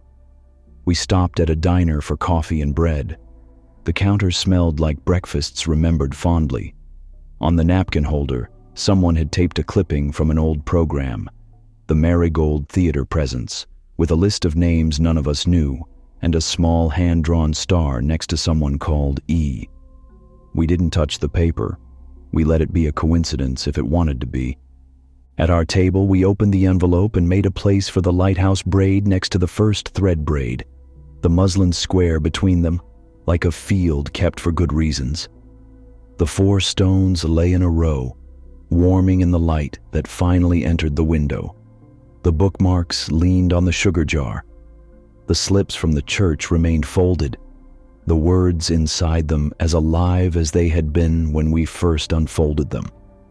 And the recorder, face down for a while, breathed a tiny click and then was still, as though satisfied with what it had learned. When we rose to pay, the bell over the diner door made a sound very much like a buoy on a clear day. We walked out with the small certainty one carries after watching a lamp turn steadily for hours, that moving in circles is not the same as going nowhere, that patience is a kind of beam, that guiding is often quiet and seldom announced. On the curb, before we split to our respective errands until evening, I asked the question as habit and as blessing. Are we safe? Completely, the 3 of them said in warm unison. And then, because the world has its patterns and we had learned to keep ours, Mira added, and also watched. Good, I said. Let's give the Marigold our names when the light is kind. We parted with that knowledge in our pockets, and the braided cord a little heavier than it looked, the weight of a thing that meant to be used and also meant to stay. Somewhere down by the harbor, a horn tried a voice too thin to carry, and then decided to rest until the proper thickness returned. Somewhere up on the headland, glass forgot our fingerprints as easily as any good host forgets a favor they did. Somewhere inland, a marquee with no bulbs kept its letters in the dark, waiting for hands to lift them and make a word. We had ours for the night to come. Guide. We folded it the way you fold a scarf you plan to wear when the air cools after sunset. No insistence, only readiness. The cliff road took us back toward town, and the day moved on with its ordinary errands. We matched our steps to it for a while. Work to be done, phones to charge, a brief nap because bodies are honest things. The beam we had left behind kept turning in us. A slow, trustworthy practice you can do with your eyes closed while washing dishes or crossing a street. On my dresser, I laid the dark stone. The mark of light it had taken at 2 a.m. had faded, but the feeling of it remained, like a warm spot on a seat when someone stands up and leaves you their place. In the mirror, the face that looked back at me looked awake in a new way. Not excited, not frightened, attending. The marigold would have its own rule pinned somewhere, a patient hand we had come to trust asking us to keep a boundary that would turn out not to be a limit, but a door. The velvet seats would breathe when we spoke our names. The stage would make its quiet line from left to right. The piano would admit to knowing a lullaby. We would bring the braid. We would bring the stones. We would bring listen, keep, hold, return, and the new thing that had unfolded on glass, guide. We would tuck our voices behind our teeth when horns spoke. We would learn another kind of light. And at 2:17 a.m., somewhere behind the curtain, I suspected the theater would knock. The marigold had been closed for decades, its doors chained and its windows clouded with dust, thick enough to turn sunlight into murky amber. But the building still stood proud on Main Street, its marquee frozen in silence, the rusted letters spelling out a film no one remembered. We slipped inside through a side door, the kind that seemed locked until you touched it the right way. The air inside smelled of velvet long abandoned, of wood soaked in time, of curtains that had forgotten how to rise. The lobby was dark but generous, its chandeliers covered in cobwebs that glittered faintly when we lifted our flashlights. The ticket booth stood like a sentinel, glass fractured but not broken. On the floor, scattered as if waiting for us, were old stubs, brittle as autumn leaves. We carried our bundle carefully, the braid, the muslin, the creekstones, the lighthouse cord, the slips of paper, the bookmarks, and the recorder. Rowan's hands trembled a little as she set them on the concession counter, which still smelled faintly of butter and salt. Pinned to the wall behind the counter, in that same familiar hand, was a note. Do not applaud until the last light goes out. Promise me, E. The stage waited beyond the red double doors. Inside, the theater was vast, seats rising like a dark ocean, their velvet worn and sagging but still proud. The curtains were half drawn, as if someone had left in a hurry but meant to return. We spread our things across the stage floor, the muslin catching faint moonlight from the cracked dome above. The stones we placed again as compass points. The braid lay across the muslin like a path waiting to be followed. The slips of paper rested in their corners. The recorder sat at the center, its red light steady. The silence in the theater was not empty. It was layered. 100 performances still lingered in it, laughter stitched into the curtains, applause folded into the floorboards. At midnight exactly, the stage lights flickered. One by one, the bulbs hummed to life, though no electricity fed them. A spotlight swelled across the stage and rested on the braid. We sat cross-legged, whispering our names to the recorder. Rowan, Mira, Jay, Ellery. The recorder paused, then whispered back in a voice not its own, audience. The velvet seats creaked. No one was there, but we felt the weight of hundreds leaning forward. The theater had gathered its watchers. Then came the sound. Not from the stage, not from the speakers, but from the velvet itself. Applause. Gentle, rhythmic, patient applause. It grew, not in volume but in closeness, as though hands were clapping beside our ears, then behind our shoulders, then inside our ribs. We remembered the rule. We did not join. We sat in silence, receiving. At 1:17 a.m., the curtains stirred. A draft of air moved them as though a cast waited just behind, ready but unseen. The braid on the muslin twitched, inching toward the dark seam between the curtains. The recorder clicked and spoke one word: continue. The lights shifted then, one by one dimming until only the spotlight remained. It circled us slowly, steady as the lighthouse beam, illuminating each of us in turn. When it landed on Mira, she whispered, "Are we safe?" And the velvet answered, not in words, but in motion. A single chair in the front row lowered, then rose again, as though someone invisible had sat, and then stood, nodding once before vanishing. At 2:17 a.m., the spotlight dimmed. Total darkness fell. In that moment, the applause ceased, the air stilled, and the recorder clicked one last time. This time, the voice was our own, layered together. Promise. Then silence. The kind of silence that holds you until you breathe again. When the first pale light of dawn touched the cracked dome above, the stage looked bare, as though nothing had ever happened. But resting on the muslin was a gift. A single theater ticket, uncreased, its ink fresh, though the marigold had been closed for years. The date printed on it was tonight. The title read only one word: return. We packed our bundle, careful, reverent. As we stepped back into the waking town, the theater behind us exhaled like an actor leaving the stage.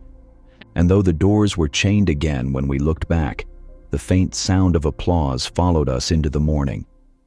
The ticket from the marigold rode with us all day.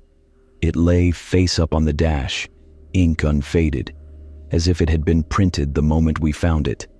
Admit for tonight. Title: Return. In the lower right corner, embossed so faintly you only saw it when sunlight slid across the paper like water, was the shape of a small, five-pointed star. Not the kind you draw with a single stroke, but the kind that appears in the heart of an apple when you cut it crosswise and hold your breath. Rowan saw it first. She touched the star with one fingertip, as if checking its temperature. "There's an old orchard off Willow Road," she said, voice folded into itself. "My grandmother used to take me there for cider in autumn. Hill and Star. That was its name. People said the trees kept fruit through the first snows. It closed years ago. The fence went crooked. The road forgot the way. The ticket warmed in the dash light as if it had agreed. We drove out at dusk, when shadows loosen their grip and wander ahead to test the ground. Willow Road still wore its green tunnel like a memory it hadn't given away. Past the last mailbox, the asphalt thinned to gravel, then to the kind of dirt that remembers wagon wheels and doesn't resent tires. We rolled the windows down. Cool air offered the scent you only get near orchards, a quiet sugar made of leaf and old wood, and the faint ghost of blossoms. The orchard was there. Of course it was. A wooden sign, its paint faded to the color of the sky after rain, leaned on two posts that had not given up. Hill and Star, it read, the ampersand shaped like a ribbon folded twice. Beyond the sign, rows upon rows ran up a little hill, trees standing in their places like patient singers waiting for the conductor's hand. Grass grew tall between them. The far shed kept its back to the wind and its door politely almost closed. At the gate, wired shut in a manner that invited careful hands, hung a card. The handwriting leaned in the way we knew, the way we had come to fold our breath around. Ink patient, lines steady. Do not eat what falls after midnight. Promise me. E. We promised softly, all four of us. Inside the gate, we felt the orchard's attention gather. It was not a stare. It was a welcome, the kind that arrives when you show up in good shoes and with clean hands to a place that remembers work. We stepped between two trees, and the grass parted as if a pathway had been laid out for guests expected, but not announced. The shed smelled of apples even now. Not the bright sharpness of a market display, but the settled sweetness of crates stacked for winter.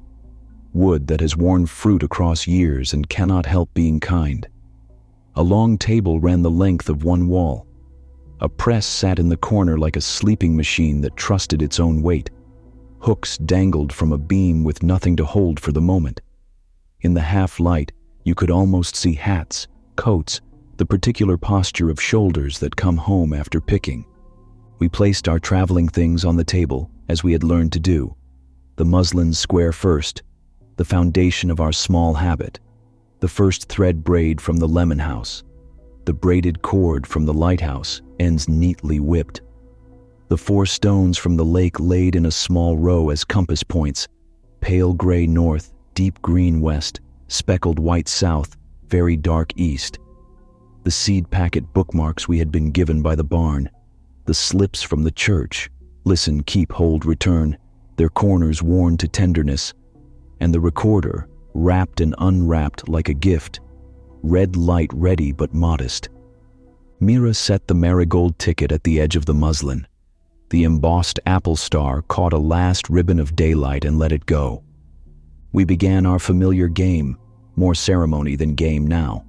Found sounds named softly. The late crickets counting with patient metronomes down in the grass.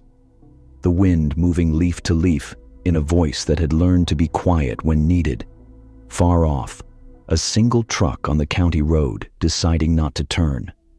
The creak of a hook above our heads as it accepted the idea of our weight without having to hold it. The small, shy click of the press as its wood-remembered shoulders and the way good round fruit feels against a palm. "Rowan," I said, because history belongs where it knows names. "Tell us how it was." She leaned on the table with both hands, the posture of someone remembering from the soles of her feet. "You bought cider by the gallon and carried it like a child. The owner kept a stack of little brass tags with the varieties stamped into them. Gravenstein, Winesap, Baldwin, Northern Spy, Arkansas Black. He would tie one to the handle so you could remember what you were drinking. In winter, he gave out dried apple rings for small hands. If you said thank you twice, he tucked another ring into your pocket when no one was looking." "E," Jay said quietly, as if the letter itself were a person who might come around the corner at any moment wearing a cap and a sweater with elbows patched by love. "Do you think E worked here? Or wrote a note here?" Mira said. "That is enough to make a place remain itself for a long time." The orchard made the sound that orchards make when they like what is being said about them. A hush shaped like agreement. The sky above the shed's narrow windows went the color of blackberries, then darkened to the soft gray of breath. We lit the lantern to a low amber. The recorder took its place in the center of the muslin like a small hearth. We spoke our names into it, the house manner that had followed us into fields. Rowan, Mira, Jay, Ellery. The red light breathed once and then held its attention. "Are we safe?" I asked, the question now part of the furniture of our nights. "Completely," Mira said, warm as a blanket folded right, and also watched. We pulled the shed door 2/3 closed to keep the generous night from wandering in more than it wanted to. Through the seam, the orchard's rows still stood in their small choir poses. The gate wire held its shape. The press considered us out of the corner of its wooden eye. We did not talk much. Some nights ask you to. Some nights ask you to be the kind of quiet that lets the floor remember its plans. We arranged our sleeping bags along the wall opposite the press. We laid the braided cord across the muslin so it connected the 4 stones in the shape of a small compass rose. Rowan slid the seed packet bookmarks under the lantern's base so their colors, violet, marigold, rose, lily, softened from bright to thoughtful. Jay took the marigold ticket and set it under the corner of the muslin, anchoring paper to cloth to wood, evening to evening. When midnight arrived, it arrived in that orchard way, without insistence, like a new hand taking the next part of a job from an old hand. The trees outside shifted their shoulders. Something small ran through grass and decided to run elsewhere. The press exhaled one long, low sigh, as wood will do when asked to remember a season. The first sound came at 12:41. It was not a knock. It was the sound apples make when they consider leaving their branch and then do. Plop is a clumsy word for it. This was gentler, like a low note played on a good instrument. The apple fell, the grass caught it, and the world politely went on with its sentence. Then, farther up the slope, another. Then two nearer the gate, as if the map needed a reminder of where it began. The shed door knew its hinges and kept still. "I want to run out and cradle them," Rowan whispered. "We promised," Jay answered. "Not tonight." We listened with all the patience we had learned to carry. The falls were spaced as evenly as breath, and in them lay no hurry, no fear. The recorder clicked itself awake, and instead of swallowing, offered back a sound like paper being turned in a library where shoes do not squeak. After a moment there was a voice, old radio gentle, not the Marigold's announcer, not the blue house by the creek, but a cousin to both. "Lost and found," it said, in an orchard tone. "Tags, Brass, Baldwin, Winesap, Northern Spy, Gravenstein, Russet, Pippin. If these belong to you, come at first light. Do not taste what fell after midnight. Keep the seeds. Return the rest." The recorder clicked off, shy of its own authority. At 1:17, the shed added a note of its own. The lightest pick-pick-prick of a woodpecker testing some seam, deciding against it. The hook above us, empty, turned a fraction and then pretended it hadn't. From the seam in the door, we saw a ladder 3 trees up tilt an inch and then stand straighter, like a spine adjusting without embarrassment. Mira reached into her pocket and took out her slip from the church. "Hold." She set it where the lantern glow could read it.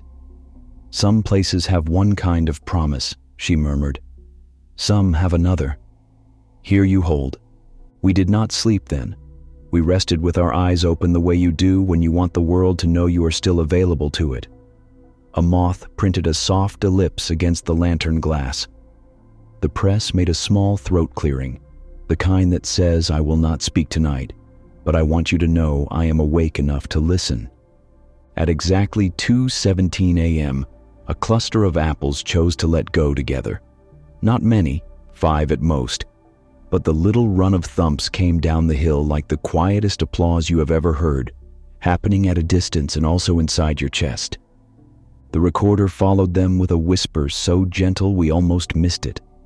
2 words, no more, still ripening. We understood. We did not touch the door. We did not lean forward. The gate wire made a note like the memory of a bell, and then went back to being wire.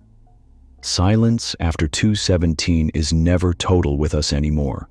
It is full of the knowledge of what has already happened, and so it becomes warm. We settled a little more into our bags. I felt the ridges of the wooden floor under my shoulder as comfort, not complaint. Somewhere, nearer than you would have guessed, a fox trotted across the far row and stepped exactly where it had been taught to step. I woke and slept, and woke again, in those gentle drifts that do not lose their way. In one of them, I dreamed of a palm with lines like irrigation ditches. Apples sat neatly in each square, and nobody minded where the boundaries lay. In another, I dreamed of the star in the apple's heart, 5 points not sharp but soft as petals, the star breathing in the dark and letting itself glow just enough to keep company with other small lights. Dawn gathered in the way fields prefer, coat laid over shoulders, not a switch thrown. The seam in the door widened from ink to pencil to chalk. We rose without running, the bodies we live in grateful to be asked to move in their proper time. Outside, the orchard had left us a map. In the grass, wet with new light, 5 apples lay between the gate and the shed door, set not as they had fallen, but arranged afterward, each on a small square of linen that had not been there when we first came in. The squares looked cut from flour sacks, washed so often they forgot they had served any other purpose. On each linen, someone had placed a small brass tag, oval as a fingertip. Stamped into the brass were the names Rowan had spoken the night before, but not all of them, just 4. One matched each of our slips in the way the world sometimes sets a private table no one else need notice. Rowan's linen held a tag, keep. On its other side, in smaller letters, wine sap. Mira's tag read hold, flip side, Gravenstein. Jay's return, flip, northern spy. Mine, listen, flip, Baldwin. Beside the 4 lay a 5th tag without a linen square. It was smaller, pierced at the top for tying, stamped on one side with the word guide, and on the other with a star so tiny you might have missed it if your thumb hadn't found the edge of its light. We looked at each other and did not say a word. The orchard had finished the sentence the lighthouse had begun. We left the apples where they lay, as the card had asked of us. The brass we accepted. It felt right that way. Tags go with hands. Fruit goes with trees until the hour is kind. Each of us slipped a tag onto the braided cord from the lighthouse, not tying, just setting them there like small medallions that would learn their place when the cord learned a new work. The last, smaller tag we threaded onto the first braid from the lemon house, where the colors of the walls had taught thread to be more than thread. It nestled there as if it had always waited for that exact company. Back in the shed, on the long table, lay one more gift that none of us had put there. It was a small paper packet folded in the tidy way some hands learn when they cannot bear to waste a corner. Seeds, said the pencil note on its front, and beneath it, where to some eyes there would have been nothing, to ours there was the faintest impression of the letter E. We did not open the packet. We did not count.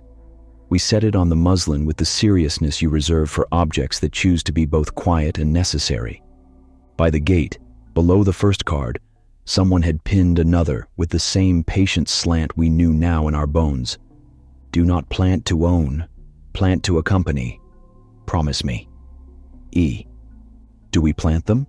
Rowan asked, not because she needed the answer, but because asking is a way to set a thought in the air where it can be measured with ears and breath. Yes, I said, but not today. Spring, Jay added, looking toward the hill the way people look toward a calendar that has not been printed yet. Where? Mira asked, and the orchard itself made a small suggestion in the way wind touched our sleeves and then let go. I could not have translated it for anyone else. We understood anyway. We had yards, we had balconies, we had hands that could ask neighbors, we had patience. We cleaned our small place as if we had used it and owed more than we could pay. The lantern wick went down to a dot and then to none. The muslin folded with the packet inside, as if to keep its heart warm. The recorder blinked a single contentment and then lay still, the way a cat presents the back of its head to a room that has done right by it. We did not leave the orchard quickly. Leaving quiet places quickly seems to us now like interrupting someone polite. We walked down one row and up another, not touching, not naming aloud, letting the varieties travel their own labels between themselves. The ladder we had seen at night had moved. It leaned now against a tree where blossom buds the size of pearls had decided to appear sooner than they had any reason to. We nodded to it, and it did not nod back, being a ladder and yet also not. At the fence, we paused. I slipped the marigold ticket from beneath the muslin and tucked it into a crack in the post, not to throw away, but to let this place hold it. The embossed apple star looked at the wood and decided to be part of it. The card above, with its promise, "Do not eat what falls after midnight," lifted once at the corner as the wind tried a tone, then laid itself back down. On the drive out, we did not look behind us in the tried and true way. We let the orchard become part of our backs. The road turned from dirt to gravel to asphalt to the plain certainty of town. Morning sidewalks had people on them who had not had our night and looked as if they would have been careful with it if they had. A man swept stoop dust like thoughts. A woman tucked a paper under her arm like an egg. At a cafe 2 blocks from the Marigold, we took a corner table. The sun ran a finger along the spoon handles and made the cups shine as if proud. We laid the braided cord with its 4 brass tags in the center, where our plates would have gone had we been hungrier. The small guide tag rested on the first braid, like a friend who had given up needing to prove they belonged. "What place next?" Rowan asked, soft enough that the question felt like a breath on glass. "The old rail depot," Jay said. "Trains do not forget routes, even when the tracks look like a sketch." Mira watched the steam from her cup make tiny rivers in the air. A depot has benches that remember the weight of waiting and announcements that love to list. "And clocks," I added, "clocks that will teach us not to rush." We smiled as if a circle of chairs had just been pulled up to a table we had been invited to without knowing. The ticket's words stayed with us and changed a little, the way good words do. Return, which at first had pointed us down Willow Road, now felt like an instruction you can carry in your pocket and give away when someone needs it more. On my napkin, I drew a small star that looked enough like an apple's heart to satisfy me. I wrote the names from our tags around it. Listen, keep, hold, return, guide. You might have called it a compass. It looked to me like a recipe, where you do not measure with cups, but with the steady hand learned from years of stirring. When we stood to go, the bell on the cafe door made the kind of sound a little brass tag makes when you turn it between finger and thumb. We stepped outside and the day led us. Walking up Main as people arranged flowers in buckets and chalked menus on boards, I felt the packet of seeds in the muslin, like a small animal that had chosen to nap exactly where it could feel our steps. "Are we safe?" I asked, not because the morning demanded it, but because days like to be included in the questions we ask of nights. "Completely," the 3 of them answered, and a streetlight turned itself off as if to add, "and also watched." The depot waited, its roofline making the kind of sentence you can read from a distance. I imagined a bench there that creaked in the shape of the word patience. I imagined a board that flipped letters for trains that do not come anymore, and yet continue to arrive. We carried our small bundle toward it, not hurrying. The braided cord swung lightly as we walked, taps of brass like an instrument warming up under its breath. In my mind, the rows of hill and star stood exactly where we had left them, and the 5-point star in the heart of a fruit I had promised not to bite glowed as quietly as a promise can when it is being kept. The old rail depot sat where the town once pointed its chin toward travel. Tracks cut a dark seam through weeds and gravel, and the station roof held its low, generous line against the weather the way a hand cups a candle. A freight house leaned nearby with its doors pulled almost shut, as if keeping a promise to crates that left long ago. Pigeons had learned the corners. Wind braided itself in the telegraph wires that still strung a path across the sky, humming a tune no one had asked to hear, and no one wanted to stop. We arrived as the day let go of its last errands. The station clock over the main doors had stopped at 6 minutes past 5, and then thought better of its decision. Its minute hand sat suspiciously between numbers, as if it still considered itself employed. The glass where a ticket agent once smiled had gone cloudy, but not so cloudy. You couldn't see the little half-moon cutout at the counter where hands used to lean, coins used to slide, questions used to arrive before their answers. On the notice board, behind slats turned dusty as dried lavender, a card hung crooked on a small tack. The handwriting was as we hoped it would be, patient, leaning, the ink sure of its own legs. "Do not set your watch by departures after midnight. Promise me, E." We said the promise aloud, because some places deserve the sound of a vow as much as its keeping. Inside, The depot was larger than the outside had prepared us for. Benches in 2 long rows kept their backs straight the way elderly people do when they trust their bones. The floor held the scuffs of trunks and shoes in light that seemed already half memorized.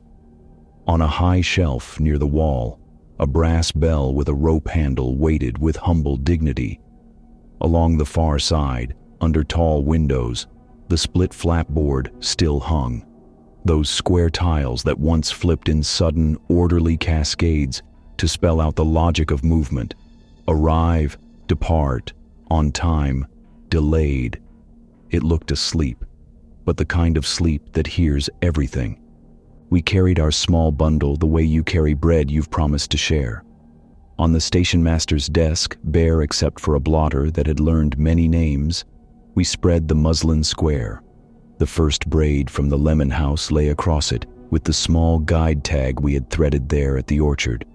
We set the braided lighthouse cord beside it and slipped onto it our own brass ovals from the hill of trees. Listen, keep, hold, return, each cooled by a night's pocket and warmed again by fingers. The 4 stones from the lake took their familiar compass points at the corners of the cloth. Pale gray north, deep green west, speckled white south, very dark east. The seed packet we nested at the muslin's center, as if it required the comfort of company. Rowan slid the seed packet bookmarks under the desk lamp's foot, though the lamp had no electricity to offer. Still, it made a little canopied tent for Violet, Marigold, Rose, and Lily. The slips of paper from the church, listen, keep, hold, return, we lined along the front edge like a timetable with only 4 trains and all of them dependable. Lastly, the recorder, unwrapped from its dish towel, set gently down, its small red eye calm. The depot accepted all of it without commentary. That is what good rooms do. We played our game, the first prayer we learned. Found sounds, named softly, without the arrogance of trying to catch them. The ether-thin hiss of wind in the telegraph wires. The creak of a bench imagining a weight at some polite distance. Ballast crunching under a slow shift of air. A pigeon rearranging itself in a piece of roof that remained patient. A bell, not rung, remembering ringing. A far crossing's warning, ding ding, tasting its own echo. Somewhere downline, a switch threw itself, not because a train insisted, but because a track wants to know it still can. We spoke our names into the recorder. Rowan, Mira, Jay, Ellery. The light steadied, as if taking a breath between introductions.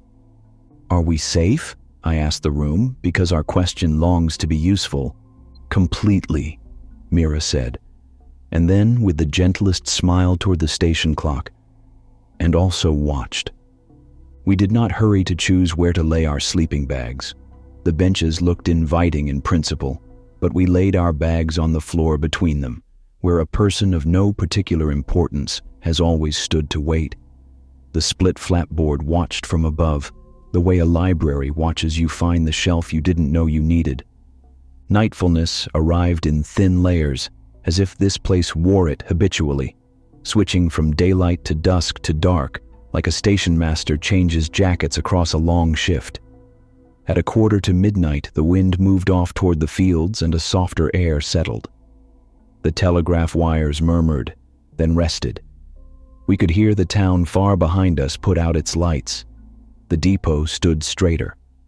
At 12:07 the board breathed, no flurry, no performance. A single tile flipped with a soft tick, then another, as if testing its joints. We lifted our eyes together, the way people do when a page turns for them. A line formed across the top row, small letters stepping neatly into place. Stand back from the line, please. The tiles did not stutter. They did not ask for applause. Beneath that command, a gentle one, more lullaby than scold, a second line began. Not words, but 4 times printed with tidy sobriety.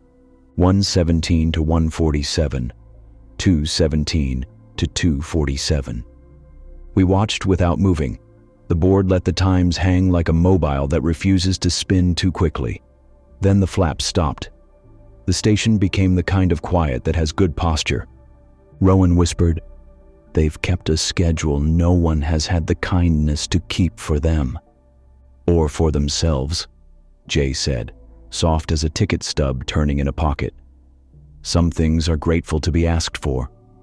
We poured thermos tea with the care you give to public rooms. We did not blow on our cups.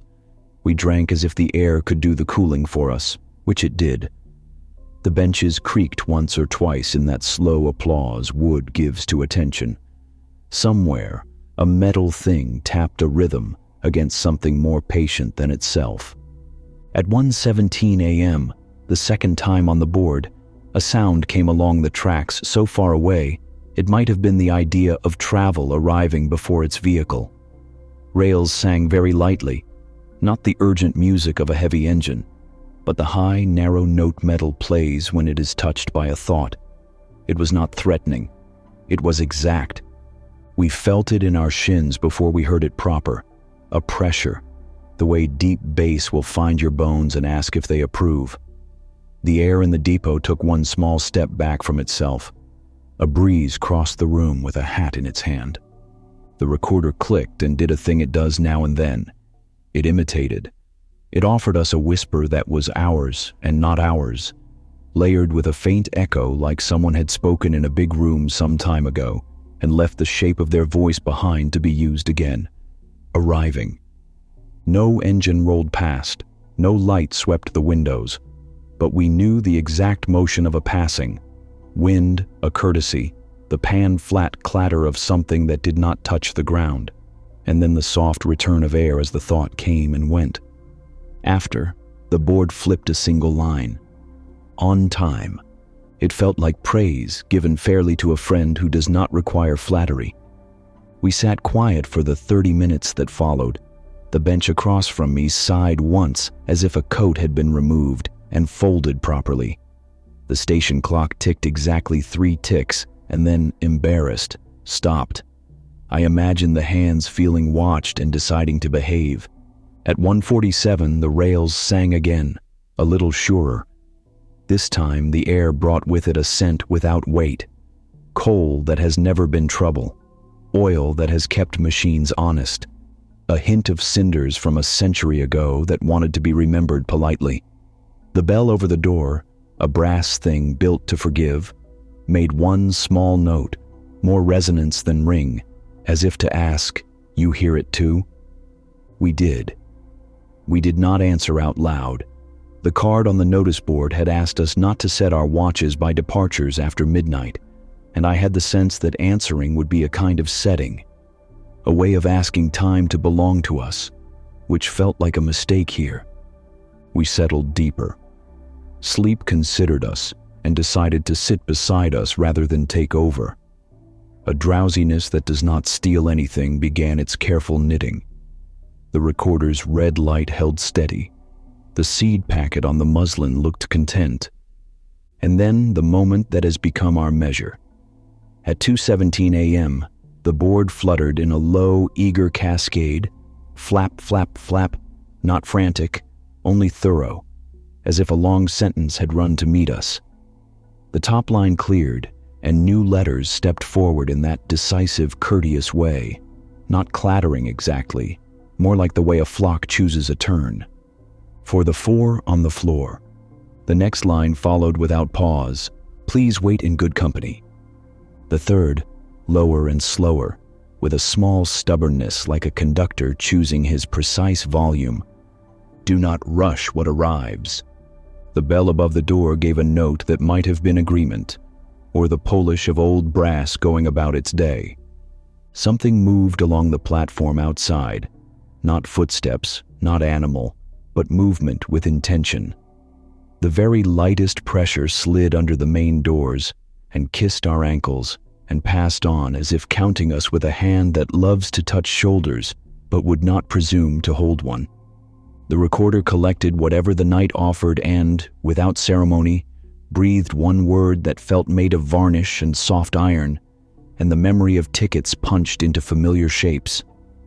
"Wait," it said, not as a command, as a description of the proper posture. We almost laughed. We almost cried. Once you begin to carry words, the world gives you their cousins, and you recognize the family at once. Listen, keep, hold, return, guide. And now wait, not because nothing is happening, but because everything is. And the kindest thing is not to make it come faster. We did not clap. The theater had taught us when. The lighthouse had taught us how to be precise with ourselves. The orchard had taught us how not to take what isn't ready to be given. Here, the benches and the board and the bell asked us to take the shape of patience without wearing it like a costume.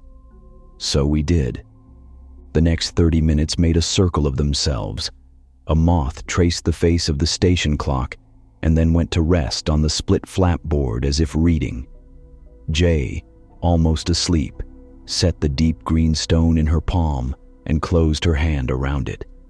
When she opened her fingers, warmth had made an agreement with rock. Rowan leaned her shoulder against the bench end, and the wood accepted it. Mira put her slip, hold, under the corner of the muslin where the seed packet lay, and the paper decided not to slide back out. At 2:47 a.m., the rails offered one low hum, so gentle and so certain that I understood something that had been trying to be understood. The trains were not performance. They were continuance. The depot did not pretend a world that no longer existed. It kept alive the form of going and coming so that other forms, breath, attention, promise, could use the track too. The split flapboard added one more line and then fell contentedly still. All stations, home. We might have argued with it in another life. We might have asked questions. Here we understood that the kind of home implied could be carried in each pocket like the corner of a map, folded small and clear. Sleep visited then, the kind that leaves you half listening to another room. I dreamed of a platform where no one hurried, and yet everyone made their train. I dreamed of the conductor's punch, making a tiny star in a ticket and slipping the shape into the air for anyone who had the right pockets. I dreamed of the clock above the doors nodding. Yes, that is time too. Dawn did not arrive as a wagging finger. It came like tea poured by someone who knows the cup you like. The board held its last message with the modesty of a chalkboard that knows a good line when it sees one. The pigeons tried a small, hopeful coo, and then settled again, as if remembering our preferences. On the station master's desk, beside our muslin, lay the gift we had not set there. 4 small claim checks, printed on thick cream paper, edges worn by use, numbers stamped in the top corner. A 12, B12, C12, D12. Each bore the same word, centered, letter forms the old kind that, like their serifs, wait, and strung through a small hole at the top of each, a loop of fine twine, long enough to tie to a bag or a wrist or a braid. Beneath the 4, resting as if to anchor them, was a single brass tag, oval and pierced and warm already in the light that had begun to make small promises through the windows. On one side it read, "Arrive." On the other, a date with no year in all years, 2/17. We threaded the brass tag onto the lighthouse cord with the others, not to outrank, only to travel among friends. Each of us tied one claim check to something that made sense of it. Rowan knotted hers to the braid from the lemon house near the small guide tag that had nested there as if it had always waited for orchard light. Jay looped hers around the deep green stone and set the stone on the muslin so the paper lay like a small flag. Mira tied hers to the seed packet with a bow, loose enough not to pinch. I threaded mine through the strap of the recorder case and let the word "wait" rest against the little red eye as if to say, you swallow what you must, but also rest. On the notice board by the door, beneath the rule we had read on our way in, another line had appeared in the same gentle hand. Do not rush what is on your side. Promise me. E. We promised with the way we gathered our things rather than with our mouths. Nothing shoved. The muslin folded and then unfolded a second to be sure the seed packet liked its place, and then folded again. The stones returned to their pockets with the apologyness that good stones deserve. "Sorry, I'm going to borrow you again." The bookmarks came out from under the lamp and lay briefly on the desk as if sunning themselves. Then they slid back where paper waits. The slips from the church brushed our knuckles. Listen, keep, hold, return. And we didn't say them aloud because the depot knew their names. We stood a minute in the doorway. The tracks beyond the platform ran east and west with the decisiveness of writing.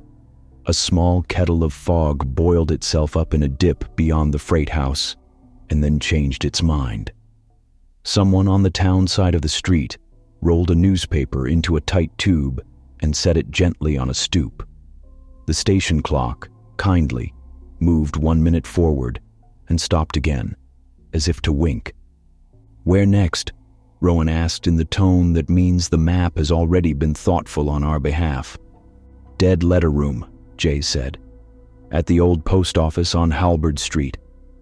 My uncle says a clerk still sorts the unclaimed envelopes there some afternoons, even though the sorting machines do everything now. Rooms like that keep the sound of names." "Letters know how to arrive late and be forgiven," Mira said. She touched the arrive tag on our cord and then let go. "The right place for the packet," I added, patting the muslin. "If we need a stamp no one else can see." We stepped out together, because some thresholds don't care for single file. On the platform, the bell hardly made a sound when the air nudged it, a politeness like the palm of a hand lifting and then resting again.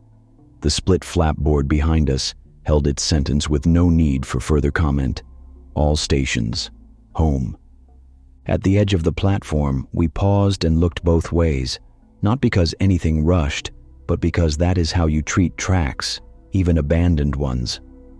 Across the gravel and weeds, the town had already started placing its chairs and opening its doors. Someone's radio had chosen a morning song with a horn in it, and the horn sounded more like a memory than a brass instrument. We walked toward Halberd Street with the slow confidence that comes from not needing to arrive before your name is called. The claim checks tapped softly against our bags. The brass tag at the cord's center nudged its neighbors. Listen, keep, hold, return. Small touches in a rhythm that felt like footsteps behind us, who were not at all unwelcome. "Are we safe?" I asked, to include the day in the courtesy. "Completely," they said together, and the bench we had just left released the tiniest breath as if to show its agreement, and also watched. We would find the old post office where stone remembers envelopes better than the machines do. We would pass through a door that has been heavier than it looks for 100 years and put down our muslin and our names. We would ask nothing the room did not already want to give. We would learn something about addresses and about what patience means when it wears paper edges and glue.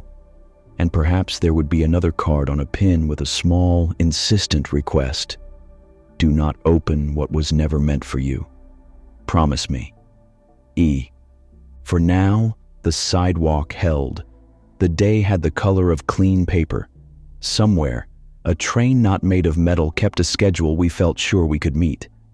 And in my pocket, the claim check marked "Wait" lay next to my house keys without argument, as if that had been its place all along, daylight to see by. The braid from the lemon-scented house, with the little guide tag from the orchard threaded through it.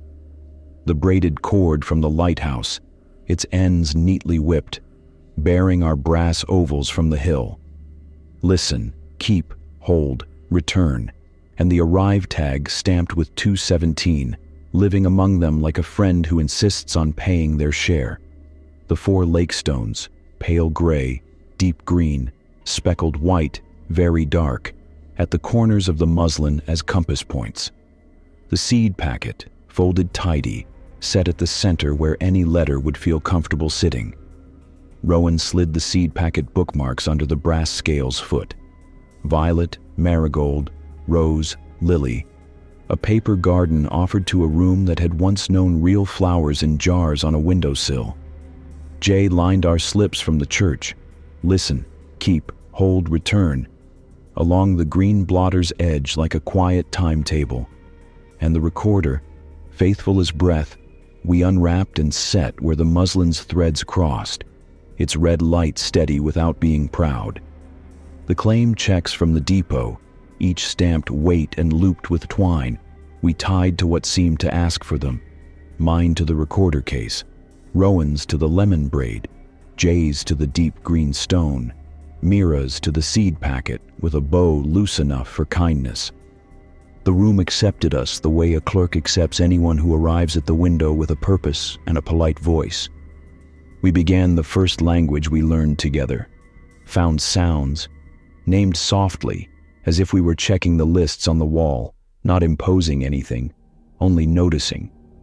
The breath of paper when a stack shifts, the sigh of a sack settling on its hook, the soft foxed cough of a stamp pad remembering its ink, the distant clack of a typewriter not used today but unwilling to be forgotten, the little click a glass-fronted cabinet makes when it decides to let the day in, the sigh of string pulled from a spool, and then the mercy of scissors, the whisper of a brush dusting off a counter as if clearing a place for a name. We spoke ours into the recorder, as we do. Rowan, Mira, Jay, Ellery. The red light paused, then breathed the smallest blink, as if answering with its own name, which might have been memory. "Are we safe?" I asked. "Because hearts carry habits for good reasons." "Completely," Mira said, checking the weight on the scale with 2 fingers, as if assuring it wasn't being asked to lift more than it wanted. And also watched. We set our sleeping bags along the wall beneath the pigeonholes. Wood held our backs the way it holds shelves, firmly, without complaint. The room darkened in that generous way old buildings do, the light going to a different part of itself rather than simply leaving. Somewhere high in the building, a vent took a breath for us. Far in the lobby, the brass door whispered when the wind asked. The first sound came just before midnight. A single flap from the far corner, paper brushed by air. Not the dramatic subway gust of doors opening. The soft decision a letter makes when it falls an inch into a slot and finds it likes the new angle of itself. Then another flap, closer. We looked toward the wall of pigeonholes and saw one slot that was not empty and had not been full. Undelivered. Names known. A single envelope had stepped forward as if proud of its own edge. We did not move yet. The recorder clicked, patient, and gave us the smallest whisper. Address. Not command. Reminder. At 12:14, the scale lifted of its own accord, the brass beam balancing on a weight that had not been placed there by a person. The little sliding weight traveled an inch to the left, paused, moved back, as if telling someone how much a word can weigh and finding it reasonable. On the glass of the cabinet, a ghost of a fingerprint, or perhaps a smudge of wax, made a curve like a question mark that had been content to get an answer and lay itself down. The rubber stamps were arranged in a chorus. One turned on its peg until its face showed through the glass, forwarded. Another turned to show held. Another, delivered in person. We smiled without speaking.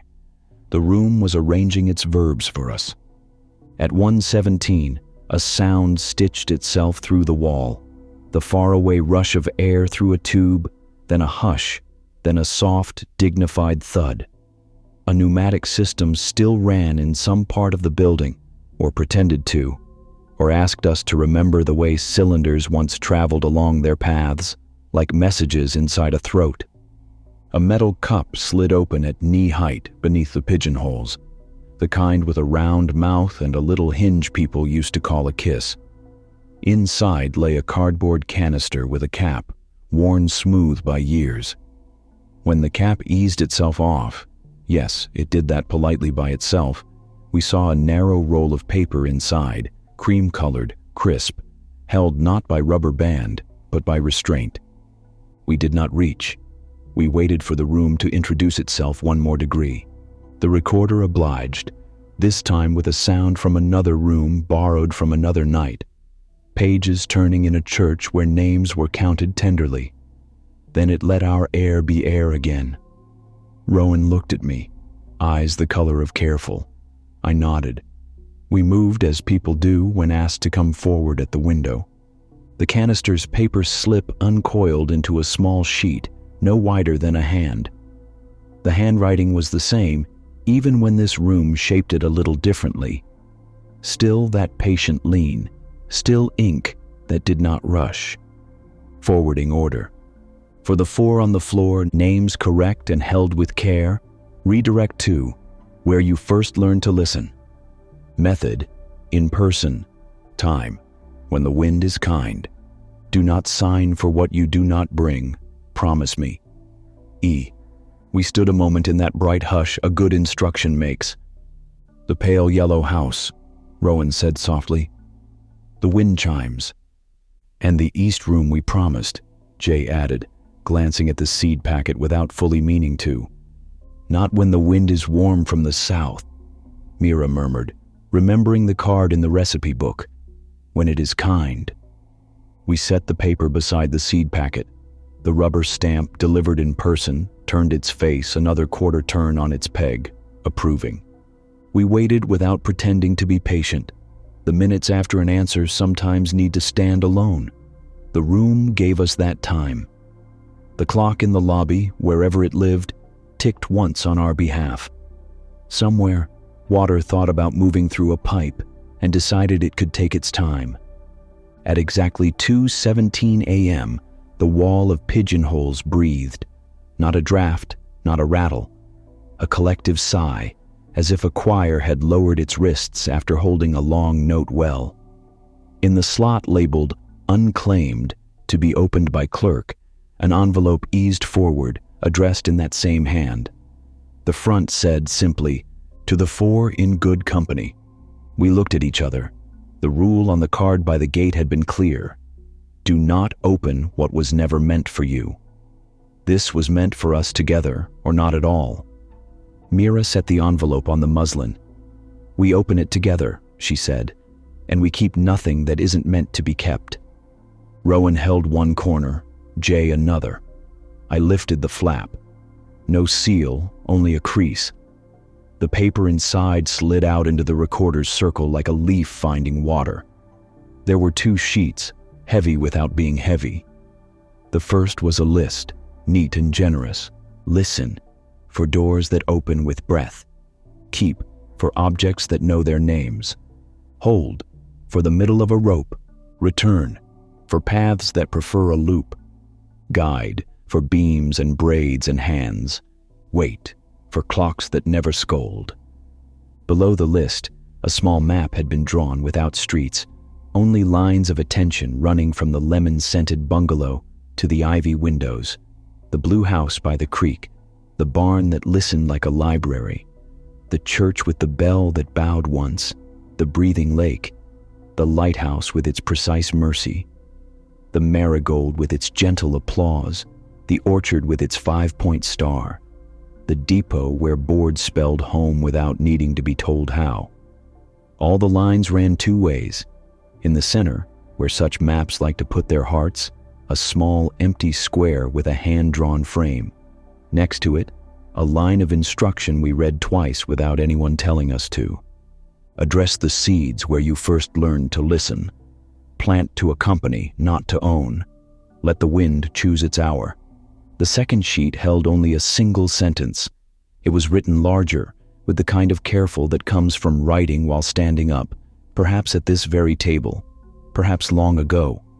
It said, "When the wind chimes measure a promise, tie the braids and speak your names once more, not louder, truer."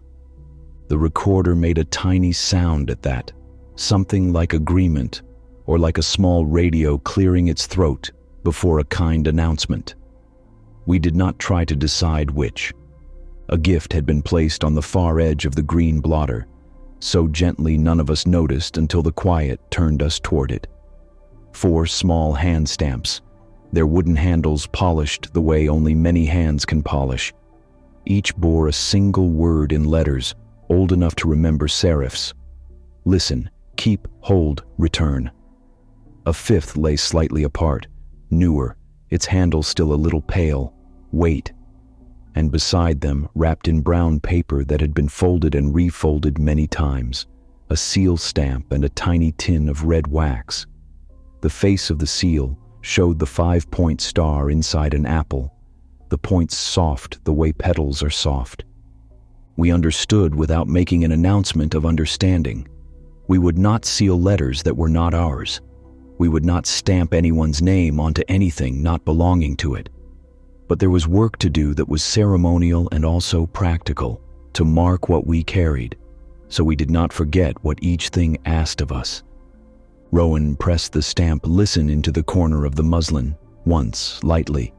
The letters appeared not in ink, but in the slight rise the cloth makes when it accepts a purpose. Jay took the stamp hold and pressed it on the tail of the lighthouse cord, as if reminding it what rope does best. Mira took keep and touched it to the seed packet without force. I lifted return and stamped the inside of the recorder's dish towel, hidden, a promise the device would feel even if no one ever saw it. Then I took wait, made as we had just been taught, and pressed it gently on the forwarding order itself as a courtesy. We left the seal in its paper. Some things asked to wait for a door and a temperature and a breath. The apple star would keep. It had for this long. The room made the sound of satisfaction rooms make, a change in the air that could be mistaken for nothing at all, and yet alters how your shoulders feel. The scale returned its weight to 0. The cabinet glass exhaled a little cloud and then cleared its reflection. The rubber stamps settled back on their pegs as if they had finished talking and were content to be quiet again. Sleep came the way mail does. When the carrier knows the route so well, their feet move without asking. I dreamed of envelopes that had learned to float like leaves down a slow river, bumping politely against one another and then continuing on. I dreamed of a clerk with a patient jaw and a sweater the color of stone, moving a letter from unclaimed to listen with the grace of someone washing a cup and setting it in a rack. I dreamed of the wind calling a number like a ticket counter and the chimes answering without being scolded. We woke into the cleanest kind of morning. It smelled of paper warmed by sun that had found a high window. In the pigeonhole labeled "Addressee Moved," there lay a small bundle tied with cotton string. Each of us took one card from it without speaking. They were forwarding cards, the kind you once filled out when you changed addresses. Lines for name, old address, new address, effective date. But across the fields, someone had written a sentence in that hand. We didn't need to be told to trust. Forward what you love without pushing it ahead of its hour. We did not write on the cards. We slid them into the muslin, a layer just above the seeds. By the gate, beside the original rule, a second line had been added in the same patient ink. Do not sign another's name. Promise me. E. We promised, the way you promise after a night like that, with the way you lift what you carried there, with the way you leave the room as if someone you love is coming to use it in 10 minutes. We closed the gate carefully, not all the way, because this is a room that prefers to be almost ready. In the lobby, a sunbeam laid a stamp of light across the marble counter that said, paid, in the way warmth is paid and cannot be taken back. A child and their father came in to mail a small parcel wrapped in brown paper and tied with string that made a little cross on the top. The clerk smiled the kind of smile you can feel even with your eyes lowered. We held the door for them and stepped onto the steps, and the morning accepted us with both hands. Back to the bungalow, Rowan said, folding the forwarding order along its old crease and setting it under the guide tag on the lemon braid. When the wind is kind, Jay said, looking up at the thin blue over the rooftops, as if the answer to when would be written there in time we would know. Mira held the seed packet briefly to her cheek the way a person checks the temperature of a baby's bottle. "We will not be early," she said, almost to herself. "We have learned that." We walked the blocks to the car, and the car made itself small, the way cars do when they know they are part of a larger scene. The Marigold Marquis held its silence with pride. The depot's roofline made its promise across town without needing to be here to do it. The lighthouse, in my mind, turned where it turned and did not ask permission. The orchard's rows stood with their sleeves rolled to the elbow in case anyone needed help. At the curb by the cafe we had been to before, the bell on the door made the sound of someone answering their name at a doctor's office in a voice they felt good about. We took a table by the window. The braided cord with its tags lay in the center, familiar and not. The claim checks stamped. Weight tapped one another like small coins in a pocket. Rowan held the Apple Star seal in its paper and did not open it. Jay opened the cabinet of her memory and took out the sound the church bell made when it lowered its head once and asked nothing more. Mira turned the seed packet over and over gently, not because it needed it, but because hands need something to do when heads are remembering. "Are we safe?" I asked, to include the day and what the night had made. "Completely," they said together, and then, without needing to add it, and yet adding it because it belongs, Mira smiled down at the list that had moved from slot to table to us, and said, "And also watched." We paid, we folded and pocketed and shouldered.